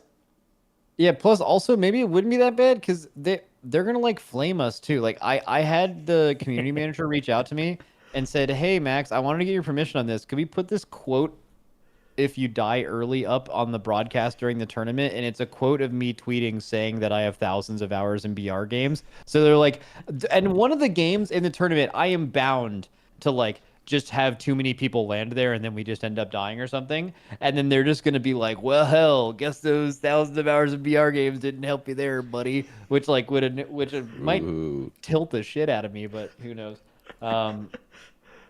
Yeah. Dude, all I know is for those creators, freaking JB was talking mad crap. He said he hopes I get fucking annihilated. I mean, why me specifically? Yeah, he said to take it out on specific people. He's like, guys, don't take it out on Blizzard if you didn't get invited. Take it out and hope for the worst for the people who did. Dude, also speaking of JB, just to like end the podcast on this, because I was like gonna have a conversation with Asmongold about like a lot of the takes and stuff, and I just feel like the retail community and his takes have kind of just like not been aligned for a bit, and to like kind of help understand that. And then one of my viewers said something that was so funny. They were like, call with Asmongold and being all civil and probably agreeing on most things and like, you know, like realize like just having a normal conversation. I wish you would join the call and take out JB like a Pokemon and just throw it at Asmongold and just see what happens. And just like just like spawn a level 100 JB and it's like, you thought this was going to be an interesting conversation, but I'm just going to leave and you can deal with this guy. I would love to see that. That was a good one. Alrighty. All right. It's about that time. This is a long one, right? Yeah. We gave them. Oh, maybe you could record something for Frank. Hit him with the like, hey guys, we're not going to be around next week, so you know, and then like hit him with, let them know the long epi's coming. Okay. Yeah, I could see that being good. Okay. Yeah. Yeah, something like that. Sure. We'll send that over to him. Yeah. Yeah. All right. Alrighty. Poddy, Goodbye, farewell. everyone. Oh, by the way, you know what? Poddy farewell. Wait. You know what a pirate's favorite letter is? Me? Yeah. It's either R or C, and you're gonna say the one that I don't pick. It's C, because they're always at C. Poddy, see you later. Haha. Yes, sir.